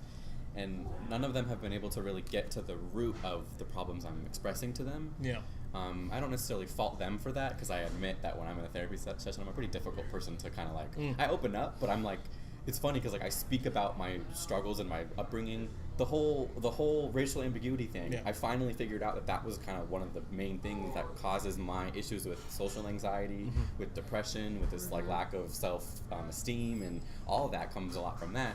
And I've tried to like kind of get my therapist to work through that with me, and they just don't get it either. Well, so sometimes you have to find one that you just click with. Yeah. And it also takes a long time too. Yeah. But also, I think a lot of the mental health problems people have now is because of how our world is. It's changed so much. That's so true. I always think of it in this context because, like I said, I'm a teacher, and so I did the Montessori training, and Montessori was a doctor and an educator, and the way that she described like kind of like the man-made world is like the built environment. It's built by adults, and she was talking about that mostly in the context of children. Like, children are put in this world that's we've built for adults, and so they don't really have a good place for it, especially because our world is getting faster and faster. It's weird how this is still so accurate. She wrote this in the early 1900s, so like before the internet and all this technology and stuff. But she talked about, you know, pram babies who just get put in a pram and then shuffled around because people are going too fast for children who need to go slow and put hands on things. But now it almost seems like the world is getting too fast for adults too. Yeah. And they say, you know, with social media, it's more likely to cause you to have like I don't know about actual depression, but to make you feel lower self-esteem. They say like Instagram is the worst, where you see everyone's like everything's perfect, their stomachs are it's sucked like in. all this kind of stuff is just like making us feel bad. You know, making us feel anxious, making us feel sad about ourselves, making us feel like just all these things. You know what I saw the other day? My girlfriend, her son, and his boyfriend are taking a picture on Instagram, and she says, "Look, you can see they're holding each other's love handles in the back, so that you can't see it. so they look more trim." No, this guy's got this guy by this is Carolyn, and I'm like, "Are you kidding me?" And in the later picture, you see them all hanging out. Yeah. And I was like, wow. Instagram's pretty bad. It's also, I'm a new teacher, but teachers who've been teaching for like 20 years, even my therapist says she does a lot of children, and she says the last 20 years she's also noticed a difference. It's like all of a sudden, like the world has always been changing really fast, but just like this technology burst, it seems like there's a whole lot more, like children are having a whole lot more problems than they used to. Yeah. Young. There's like because I guess just things are going too fast for them. They're not getting quite what they need. Parents are giving them things that they think they need, but it's not really what they need. You know, well, look at how much we have to work as a person, you know, in society to now too. It's like, you know, most parents. I mean, most households are, you know, both parents are working, or the parent taking care of the child is working. Like, so that's 8 hours of your day. Boom, gone right then and there. You get back, you're tired, you got to get up in the morning again. And that's if you're lucky to have a 40-hour job. Yeah, that's lucky if you're doing that. So, you know, and these kids are, you know, not getting a lot of the home attention that they need. I work at a private school, and so most families, both parents work, and often there's some kind of nanny or babysitter. And the children are still, you know, they're going to be fine. They're well loved, they're safe, they're probably gonna go to college, you know, like they have a big advantage in the world, but they still have a lot of things that come with that. You know, they want to see their mom, or they're staying late, and so. And if parents hear so much, so I don't want to seem like I'm biased one way or the other. Cause it's like, oh, you should be home with your kids. Or, oh, I can't believe she gave everything up to just stay home with her kids. Like, you get both sides. And it's important for the parents to work if they want to, but I also see, like, if the children are staying late at school, sometimes they're tired. And they're starving for their parents' attention. Yeah, and it affects all the children different ways, but it's like, and a lot, here we are when see a lot of everyone's sad like, stories. A lot of sad stories. Yes. I mean, it's hard working at a school well, even with young even children. just like extracurriculars, because it is an affluent community. So some of these 4-year-olds are going to Kumon and karate and swimming, and just loaded up. and then they're like cultural class, and it's like just they're after a full day of school. They're I don't know about really you, but when I busy. was 4 years old, first of all, we didn't do preschool. I was still holding on to my mother's come in and apron. play. Yeah. They just want to come in and play and be children. They don't have time to do that anymore. Right. Yeah. So like, what's gonna happen when That generation this grows generation up. grows up? Yeah. When all is said and done, it just feels and seems as if there is something, when we talk about mental health, something today is different about how prevalent mental health problems are than they used to be. And I don't know if that's because we're just diagnosing them more. ADHD is a good example of that, where we've known that hyperactivity and ADHD and things like that have existed in children. We just called it being hyper before, and now they put it Now they gave it a I mean, I can name kind of on speak it. to that. So I think I grew up with anxiety, but nobody knew what anxiety. What it was, we've talked ad nauseum about this. You know, I was just, the worry ward. Well, your grandma. It wasn't until I really realized what anxiety was. I was like, and then I started hanging out with her. I was like, oh my gosh, this isn't just her being like, senile old lady. It was like, that's just how like she's always been. Yeah. And there's lots of us in our family that suffer from anxiety.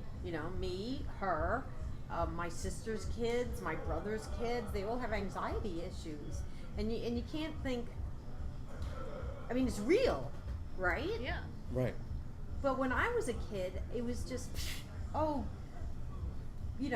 stop being that way. Or, oh God, nobody thought of a therapist or that something needed to be attended to. Right, yeah, you needed a program. Yeah, to go ahead and even through. as like a teenager and a young adult, my brother, I remember he called me eccentric because I wasn't like everybody else because I was high strung, Well, and also if that's your only and I just thought I must be freaking weird. Well, your only life experience was as a person with anxiety, so you just thought you thought that What's was how wrong everyone with else me? was Yeah. thinking.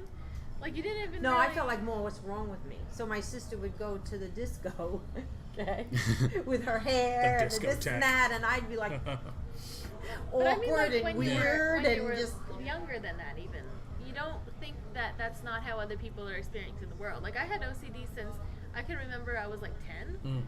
But I didn't really tell anybody because I didn't think that it was unusual. Yeah. I thought everybody did that.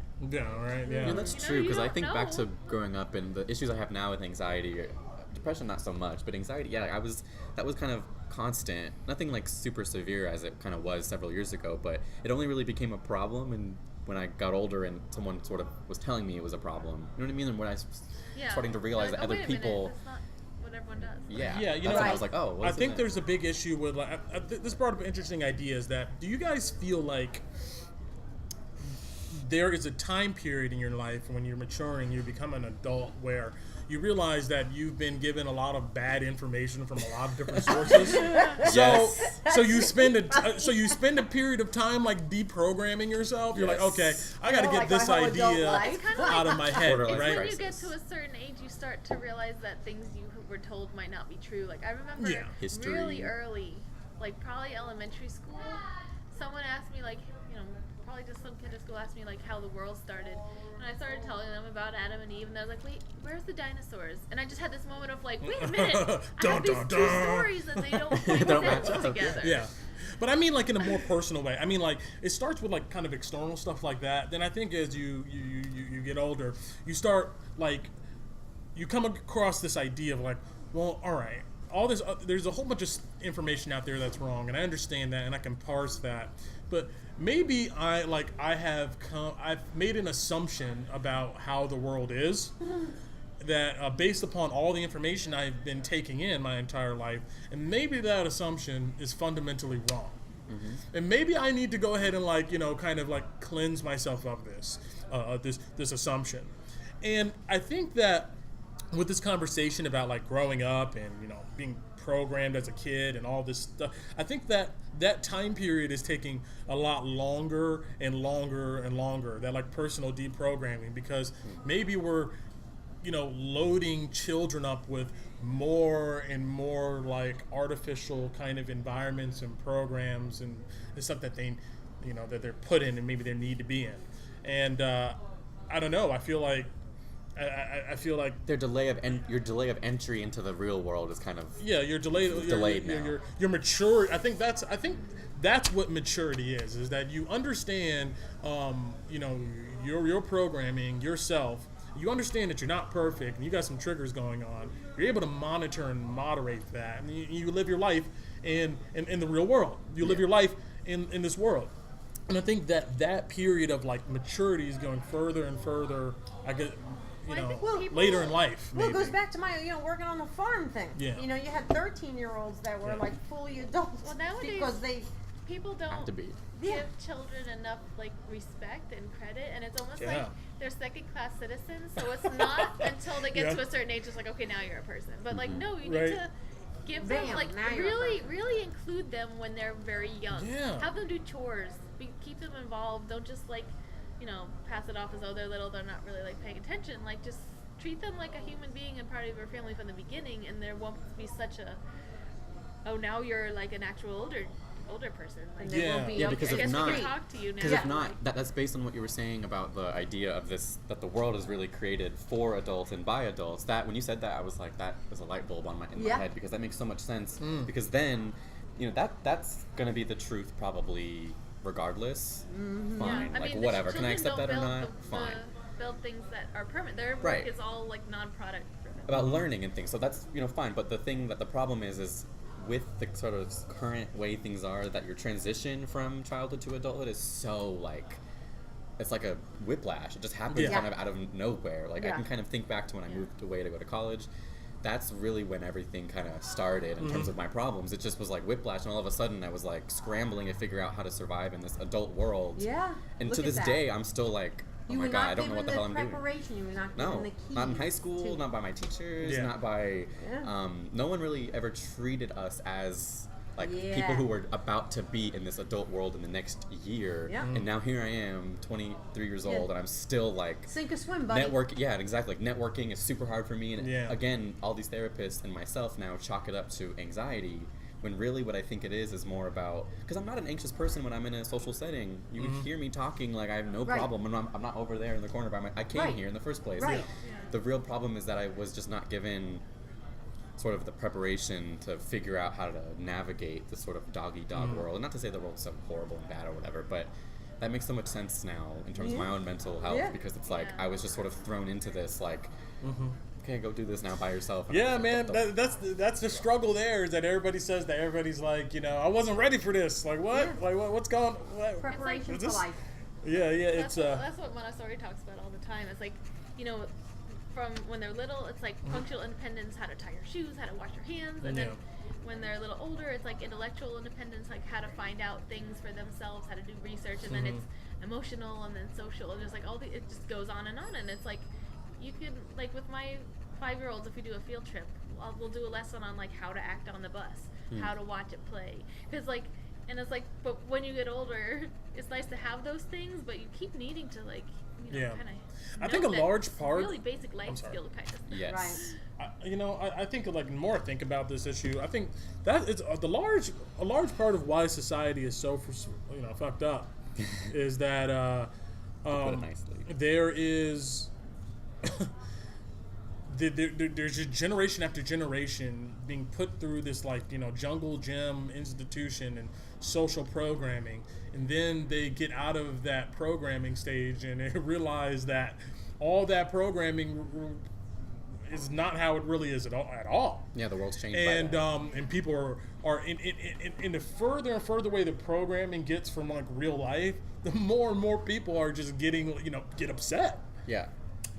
So when you have things like economic inequality, you have stagnating wages, you have this this you're telling these kids that there's this world after school that's going to be presented to you as long as you do quote unquote the right thing, and then they get out there and they realize that like none of this stuff is out there for you. Then people feel angry, people feel duped, Yes. like you're like I thought it was going to be this way. I thought this thing you presented was real. Come to find out it's not real. Yep. And then on top of that, you're telling me, you're telling these kids like, well, so. Right, exactly. That's Figure it right. out. Welcome to the Figure real it out. world. It really That's is right. like- It was all bullshit. Kids are not learning just how to exist in this world. Like even like practical, just like basic practical things like Yeah. how what is a mortgage? How do I get a Oh, yeah. loan? Oh, How God. do I Get what is a us credit started. card? Like there's so much that I could tell you, and I kind of sometimes hate this argument in a way because it's like I can tell you what the Pythagorean theorem is, and that's important too for analytical and reasoning skills.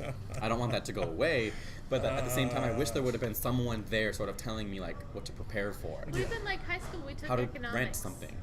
And I learned about GDP and supply demand, and that's Yeah. important too. But they could have told me how to do a mortgage and how to, Yeah. student loans. Right. Like, what's the How deal do with I- those? Why do you guys think they don't teach that? That I goes mean, back you to gotta. the It has to keeping cross the somebody's people mind, oppressed. Personal right? finance, it has to be in the curriculum with Absurd. everything else. Somebody had to sit inside one of these board of education, like, maybe we should try to teach them about mortgages. I mean, somebody had to bring it up one time, at least one time. Like Where's that? personal Well, And what happened? It's funny. I always have to say this: is I'm a product of Arizona public education through and through. From the time I was in kindergarten through my master's degree, I'm a product of Arizona public education, and Arizona public education is awful. Arizona is consistently ranked like 49 and 50 in the country for education. Dude. It's poorly Georgia's funded. pretty bad too, right? Teachers Yeah, Georgia's are pretty bad. miserable. Yeah, I think Georgia's not far behind, but teachers are miserable. It is bad. And I thought about it, and I was like, wow, like, okay, I am, here I am at this age now, and I'm a product of that. In a lot of ways, I was still given a lot of, opportunities. I was able to go to college on good Yeah. scholarships. I still had great teachers along the way who, plus I would like to think I'd have some kind of, like, intelligence that I was, born with. Like, I feel like that's also part of it. But at the same time, I just think, like, if I didn't have my own sort of mental faculty, wow, I would be in a pretty bad place just because the education didn't Yeah. really Could do have for so me. easily You just have, drove stayed yourself. there. Yeah. You know Somebody what, else man? would not have gotten that. Not I in broke the out of the education system. matrix one time on that. Like, so I was a C and D student in New Jersey, going to high school and stuff up there. I did not care at all. And there was some really good schools up there. They were super tough, super, good public education system. And but I skipped class constantly, man. I was just on my own thing, and I was never there. I just didn't care at all. Then my family, my mother got a job down here in Georgia and moved us down here. And so then I got enrolled into North Gwinnett High School, right, up here. And and so all the people I knew was gone, and I was transplanted to this place I didn't know, and I was going to this different school system. And so I get into the school system, and then it just dawns on me for a second, like, wait a minute. This is all the same stuff, just in a different place, right? And I carried that idea with me.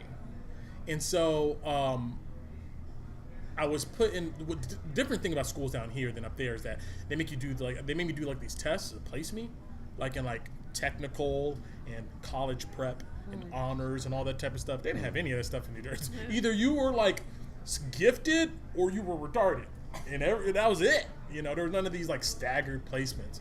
So I remember I sat down and I was taking this math test to be placed in a math class, and I was looking at the stuff on that thing, and it was this was for I think 11th grade or junior or something like that, and it was square roots. And I was like, oh, I flunked square roots twice back in 8th and 9th grade up in New Jersey, right? We were doing that stuff years ago. And then I was like, oh, so I know this stuff by now. So, I aced these tests. They're like, you're smart. We're going to put you in honors. We're going to put you in gifted and stuff. Wow, And I was wow. like, I see. wait a minute. This isn't me. This is this system that I'm in. Yeah. This is these tests. This has nothing to do with That is so true. really my intellectual Yes. capacity here, because I sucked in this school system Right. like And now hundreds of I'm miles rocking away. it. Yeah. Now I'm like a genius down here? No way, guys. And then after that, I was like, man, this is just really all game. It's just the test. Yep. That's all it comes down to. That's all I care about. Yep. It has nothing to do with whether I really retain the information. Yep. So I became really good at like short-term memory, like learning. You know, if I can go ahead and memorize these equations, put a trick in my head to memorize this stuff and regurgitate, you know, the answers on the test. I can go ahead and ace this stuff. That's a lot of so math then, education is, that's which just is boom, sad. boom. You know, knock the classes out like that. You know, then it just became easy after that because you know you learned how to go ahead and game that system. I had the same thing happen to me when I went to college. Is, you know, the colleges in Arizona, the two universities, they're good schools. So that was kind of, I shouldn't lump those in with Arizona public education, even though they are Arizona public education and poorly funded and had huge layoffs when I was there and whatever. But, you know, growing up, I was like the gifted kid. I was like literally in that program, and that was a weird program because all the other kids were like really gifted. And the thing is like, you know, earlier I said I do believe I'm intelligent, I guess, but I've never really thought of myself, at least as an adult, as like this like super like smart genius person. But when I was growing up, I was put on that pedestal constantly by my parents, by my teachers. All of them were like, and I realize now it was just by comparison, like because I was in this kind of pretty crappy school system and I was like excelling at it because it wasn't the standards weren't very high. Basically, it was like. I know. Yeah, okay, well, yeah, I'm a smart person. And so then when I got to college, it was like, no, you're like everybody else, basically, who has a brain. And it knocked me way down, and it caused a lot of issues. Wow. That's kind of another thing that made the sort of the self-identity thing That happened difficult to me, because... I think, when I went to public school, because I was in a really small school, and then went to public school, which is Northview around here, which is super competitive. And so I feel like I'm a pretty intelligent person, but all of a sudden I was like, wow, I'm not. Yeah. Because everyone was like super smart and like, you know, all these AP classes and honors classes. I think our top 10 GPA, like graduating, it was all over 100 GPA because of the honors points. And That's how mine was. We were on a 4.0 scale, and I had like a 4.6. I was number 2 in my class, and I was like the smart genius. Everyone knew me as like the smart kid. That was my reputation. I always did just College, enough. not the case. College, that was not the case at all. I struggled through college. I got my 3.6, and I was like, I'm super happy about Once that. I saw the code in the Matrix, dude, I was like, that's all I'm doing. That's all I did. I was like, I'm just gonna go ahead and game the system. I'll take the test, pass the test, and get out of here. And to be honest, for all the courses I had to take in college that I had no really desire to be in, you know, I mean, that's what I did. I just was like, went in there, you know, read the textbook, memorized some stuff, kept it in my brain, took the dang test, and got out of those classes. Now, the classes I was interested in, I'll sit there and actually, you know, try to retain stuff and try to learn it. And in college, it was even more necessary, I think, because you realize you're like, I'm paying for all these classes that are just completely unessential to what I'm trying to do here, man. I used to think about that when people wouldn't show up to college classes and be like, you're Right. paying for it, you're here. Right. Like, good fuck. Thousands of dollars. I Where skipped were you a at? lot in college. You know? Like a lot. I skipped a lot of, not like a horrible amount like that. I'm kind of being dramatic, but if a class was after like 5:30 at night, you wouldn't catch me dead there. Like I would usually just not show up. Which, I mean, I got a 3.6. I was pretty cool. Like it was fine. But I was going to school mostly on scholarship and government money, grant money, because we were poor as hell. And so after my parents split up, my mom made like no money. She was a janitor, so we had like no money, which was great for me for college because I came out of undergrad with like $9,000 in loans, which was awesome compared to everybody else. Then of course I went to grad school, and the amount is the same as everybody else's now, so it doesn't really matter. And I went to every class in grad school because I was paying for loans. But in undergrad I was like, man, that's why. But it was also partly because I was super like uncomfortable and anxious and like hard on myself in college because I was like suddenly knocked down to the same kind of level intellectually as everybody else, and it really was a struggle for me to even function in class because I was like, everyone's so smart and I don't even have questions during the lecture. I must be an idiot. It's like, you're average, boom. Yeah, exactly. So it makes me think, you know, if I decide to have my own family, in terms of having kids, that's not a for sure thing, obviously, at this point. I don't even know if I'm going to want that or not. But if I do, it makes me think really long and hard about how I want my kids to be educated, because I see just how critical that is for them, that they absolutely need to be prepared to be an adult and to know exactly kind of who they are and where they are mentally and sort of what they're capable of in a true way, because if they're not, the consequences could be really severe because I'm living those consequences now, and it's taking me a long time to sort of reset my life in a way, because I really just sort of left the world. I was like, okay, now that I've been like knocked down, I'm gonna isolate. So so now I'm at this point where it's like I'm starting to reconnect and kind of get back into the world of like actual, you know, other people, because I had to sort of accept that I am who I am in terms of my mental ability, whether it's good or bad or whatever, and that's fine, and I've been prepared a certain way. So it makes me think if I ever have kids, like, I will be talking to them constantly. Like all about that. I have friends back in Arizona who... who... things that I'm trying to, like, do with my children. I know they work through all the way, you know, through the whole program. Is enrollment in Montessori schools increasing, do you think, or is it... Depends on where it's hard to tell. What exactly, like, does that mean? If you need to, like, sum that up in an elevator pitch, like, what would there that... you go. Montessori? Okay, let's see. Because I've been curious lately. Kind of like all the things you said in a way, like the whole person. Okay. You know, so independence through all stages of life. Everyone goes at their own pace, so there is no like behind or ahead. It's just if you're here in math, you're here. If you're here in language, and you wanted them to, you know, learn to read and learn to do all these things at some point. So you're always giving them these things, but you don't really. It's not like everyone's going all together. Everyone goes and learns at their own pace, just like people usually do anyway. It's and not necessarily it's divided like, by like grade or age. It's in age groups, but it's mixed. So like I'm 3 to 6, so the 6-year-olds help the 3-year-olds, and the 3-year-olds see what the 6-year-olds are doing.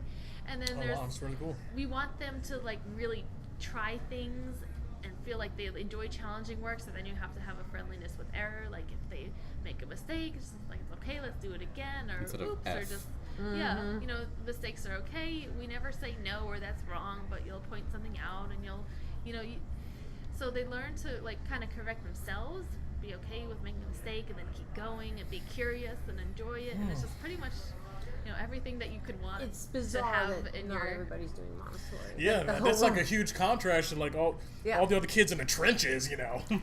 Take that test. I think now education is realizing a lot of these concepts that Montessori figured out, and they're trying to apply it.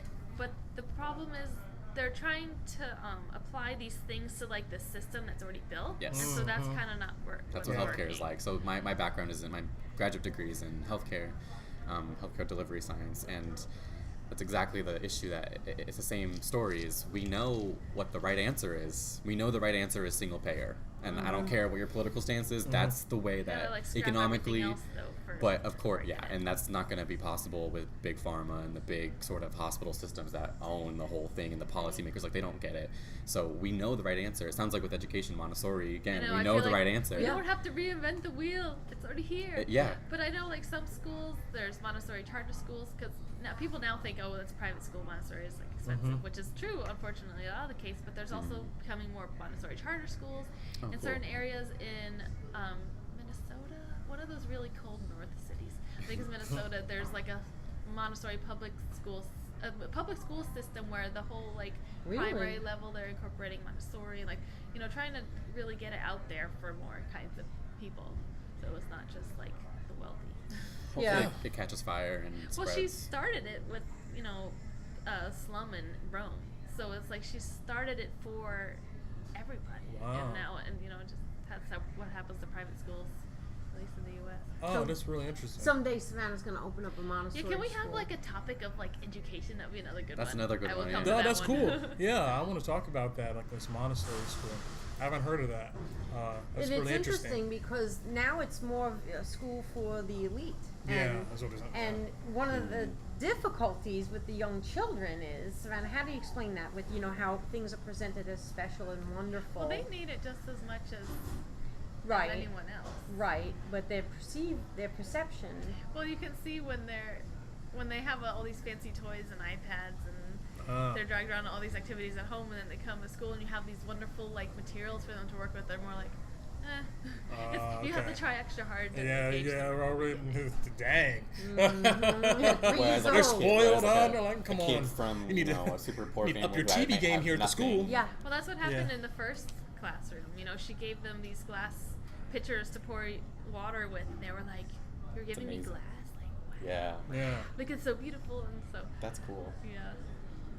So that started in the 1900s? 1907 was the first classroom. And she was a doctor first. And she actually worked at an asylum first before she had her first classroom. And she started incorporating things that like a physician would have, like hand washing. And she just started incorporating more and more because she was like very scientific minded. And then she had the opportunity to have her own classroom. Pretty much they just wanted a doctor to take care of these kids while their parents were starting to go to work. So she just had this group of children. And she was like, well, if these other children I had, they called them idiots, which was a catch-all term for like, could have been dyslexia, could have been cerebral palsy, could have been like, it was just like a whole host of things.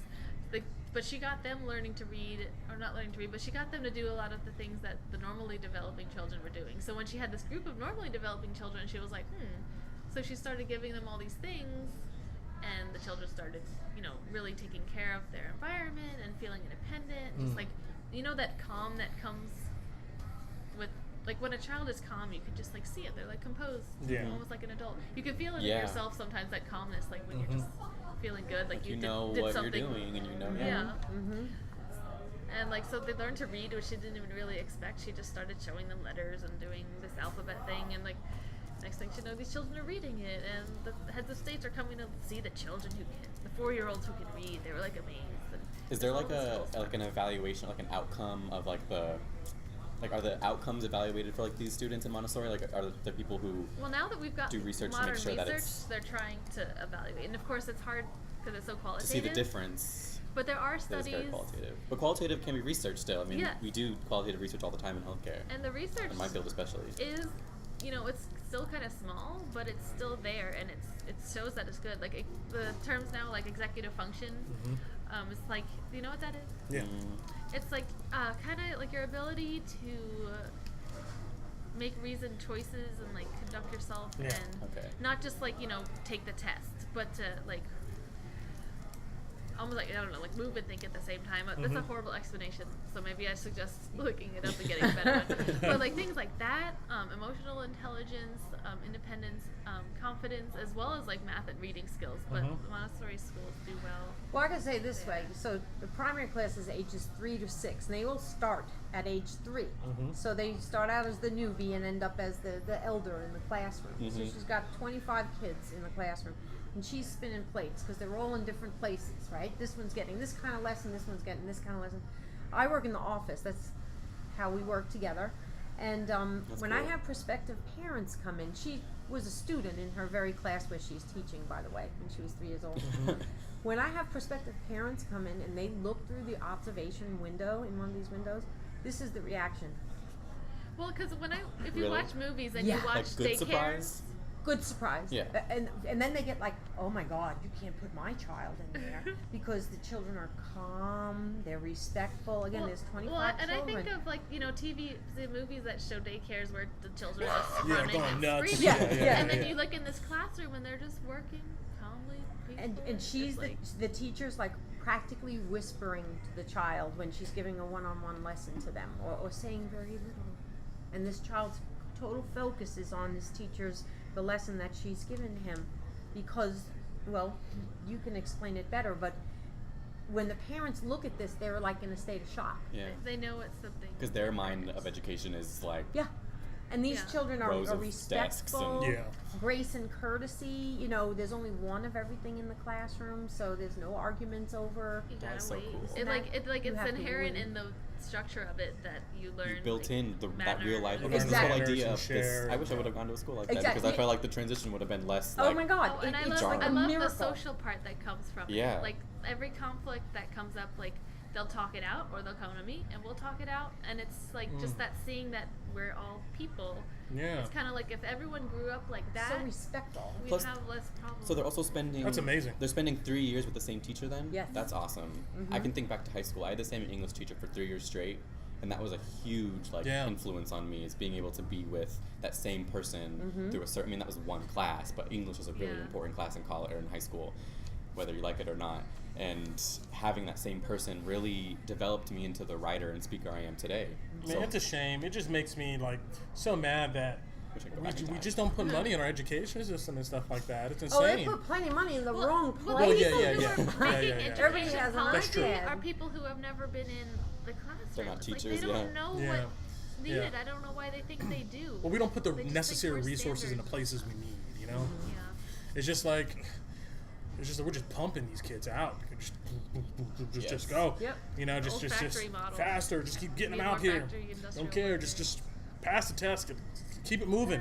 Keep the conveyor belt going. Really sad. And then, like, you know, then you have do you have a population of people who just, you know, who are all messed up in the heads one way or another, or, you know, they're just Well, these mass. parents Who- are who- so who they're haven't so developed their they analytical want their skills, you know? 5-year-old and their 6-year-old to be reading and I they want their 3-year-old to be they want who am I kidding? They want the 3-year-old. But so you're taking these children, they're leaving her classroom at age 6, all right? Some of them are doing multiplication and division, okay?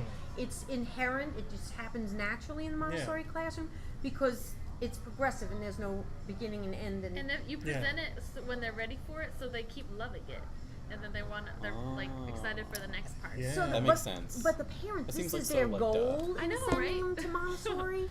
And the thing that I tell her all the time, because not every kid's going to turn out, 6 years old doing multiplication Yeah. and division. Most But of them are doing if not multiplication. anything else, these kids are coming out with, they're respectful of their peers. And they love care themselves, about each other. right? They love each other. Like, again, I get the new parents. They're like, oh, my kid, what's going to happen when my kid starts, in the middle of November when everybody started in August? I'll say, I'm going to tell you what's going to happen. Those little 4, 5, 6-year-olds who have been in that classroom for several years are going to say, this is what they do. Come, I'll show you where to put your jacket. Yeah, they help each This other. is how they It makes- talk to each You other. know, I can sit back Somebody's sometimes and watch crying them and they'll working go out. up to them and like, Yeah. I mean, it's just unbelievable, and that why we're not doing this countrywide, worldwide is just my God. makes me want to Well, I scream. can commit. If I have kids, they will be Okay. in a Montessori school because We that's want one awesome. over. I actually have a I friend. wish, like, one day I want to start a school in a place that doesn't have like Yeah. a lot of other really Yeah. good schools, because I just feel like I want everyone Solve a to lot of have problems this downstream. opportunity. We talk about that a lot in my line of work, specifically in healthcare. It's not just healthcare in general, but I specifically look at, differences in health among different populations. Why do why do we see higher rates of abortion in black women? Why do we see higher rates of heart disease and all kinds of diseases in different races, whatever? And we talk about this idea of downstream versus upstream factors in education, especially at that young age, being 3 to 6. What you're doing is giving those kids a Oh my much God. better opportunity and chance to just be happier, healthier, whatever And see, in the long that's term. the age that like people don't really. Like, people think these children are not educable until they're 6. Yeah. They're just Yes. kind of pre-human. They're just kind of filling but no, space. that's such a foundational time. Yeah. That's when Yeah. you build all of these the things. time. And then they come ready for, like, elementary. And, like, that's not the beginning, though. Yeah. There's so much. Well, tell to me it. about, makes more so sense. when you entered public school, you were in what, 8th grade? Mhm. And she was like, okay, bring it on. That's how her attitude was. Yeah. And she was like, competition? Because you never had competition before then. Well, it wasn't like I was competing, but just everyone else was so, like, I didn't really care if I got a 96 or a 97 if I understood what I got wrong, but the other children would be so concerned about the numbers and yeah. there wasn't so much about really the understanding it and just It not was to, huge. not to say they all were, Yeah. but it was almost like the environment made them act in a certain way. Like We're doomed, man. It's freaking game over, man. We're My- teaching all my these high kids the school wrong had- way. my It's high game school had- over. Tell them. Such We a gotta game end this over. shenanigans. Yeah. It's 10 I o'clock. know. my high school had such problems with cheating, and it was Yeah, so did we. because They were caring about they the were number, the so grade. It was pushed, crazy and it was almost competitive. like I would never cheat, and I thought that was like terrible and unfair. But then I almost felt bad for them because they were being pushed so hard by their parents to like be the best and get the top and get in the best college that they must have been experiencing like so much stress that would make them form like these groups of like cheating, strategies, and it's just Really? like, Yeah. it was bad. Dang. And your person who's supposed to meet us got there at like 9. Who Got was to the this? other Ann? place at Yeah. 9. Really? Yeah, she was like, "Oh, the lights are." I sent her a message saying, "Hey, you want to come up to Medlock Tavern?" But she was like, "I got there at 9 o'clock," and At 9 o'clock. But weren't there like multiple things in the? yeah, Yeah. people don't be looking at this, man. That's People don't the, look that's at it. the, Well, But, this was fun. I had such a good time. No, this too. was a I good. can't believe This how was a late good it conversation, is. man. We talked about a You whole have bunch of 4 different stuff. people. Wow. Has it ever been any less? Yeah. I did it with one other person before. Really? Just have a nice We just had a good conversation. We were talking. What did we talk about? It was me and Ivan. We were talking about our conspiracies, like aliens and shit like that. Well, that could be another fun topic. Like That'll Conspiracy get fun. Or just the concept of conspiracy theories as a concept, not necessarily specific ones. So I know that ones, we're though, moving like- into like holiday season. Probably when God. November hits or so. I'm not going to schedule anything for December or like end of November, just because that's People are going nuts. people are doing worst time of holiday year. stuff and like that. I'm not even going to try. So our last meeting will probably be like the middle of November, like before Thanksgiving hits, Okay. and then come around after in January or so, I'll start posting some more. So we have through October. Oh, okay, I was gonna say, wait, isn't there time We have before October. Thanksgiving? Yeah. I'm just saying that. I'm just letting you know now that that most likely once November hits, it's gonna dry up. Okay. But next one was but the yeah, 20s. so next I don't even know what the next topic's going to be. I put out there will the United States need a national basic income, but that was just off the top of my head. a good- I may change it. What do you We'll bring think? Dad to Universal that. basic- National basic income. My husband go wild over that. That's like in the line of single payer. Yeah. So I mean, maybe we can do that. It's gonna be at 7 again. Yeah, Is 7 on hard for Tuesdays. you? No, it's just that I'm flying. I'm going to DC next week to visit my best friend, and I come back that day.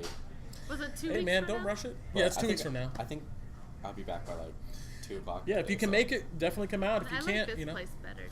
I Yeah, do me like this too. place in Dagwoods. I just switched it up because we've been coming here, but I don't know. We can just keep doing it here. Is this place usually kind of empty? Yeah, this place is Yeah. This empty. place is it just feels And, less crowded and dark, and it's yeah. You don't closer to know The Notice audio anybody sounds a else. lot better here, so much better here than over at Dagwoods. And I'll also be doing another podcast with some people on my social media too. So that should be posted when I do that at the end of October. And I don't know what we're going to talk about, but they're just people I know from college days and some people I know from random places. Because my Facebook feed, I have people who random people from Africa and crap like that who talk with me, stuff like that. And I think it'd be that's cool to social go ahead and media. put them on a podcast and talk about hey, what are you guys doing out there? That's social media How you for been? you. So I'll also be doing Well, that. I didn't even pay for my beer. Did you pay? Did No, she hasn't came back once. Oh yeah. She just she served and dipped, I and wonder if she's probably still here. I she's guess. probably out there maybe cleaning up. Did you pay up there? But I the guess you can Sky? ask this guy or. I wouldn't even thought about Gosh, that. I would Just have walked forgot. out, and then got home and be like, oh crap, I stole that. And then I we feel all so we bad. all come back next time and they're like, "What are you doing here? You show your You're face banned. after all Yeah. of the steal." So yeah, I don't know. I mean, I may change it. I may add something more to this topic, but we'll go ahead and see for Oh next yeah, time. we'll have to see whatever the double part could be just Yeah. based on what's going on. Yeah, what's going on? Hopefully, there's something juicy in the news. I don't know. Maybe we'll go There to always North is. Korea. I There's- don't doubt know? that there won't be. Go to I don't North either. Korea. We Too can many talk about. negatives. We could and talk enough about of that. Yeah, who knows? I don't even know what I would want to say about it. I know. What is there even to say anymore? It's like just back and forth. It'll be interesting if it happens. What's there to We say went to about North Korea with the just war. this back and We actually forth of declared. We threats just actually and- went. You know what? We're going all in. It's gonna actually See the happen. troops. Did you pay? No, he's gonna send her. I'm Don't tired. make me wish I stole it. Hurry up. All right. Yeah. Bye. We'll see you later, folks. Bye. That's it. Say goodbye. Say bye. Bye. There we go. There we go.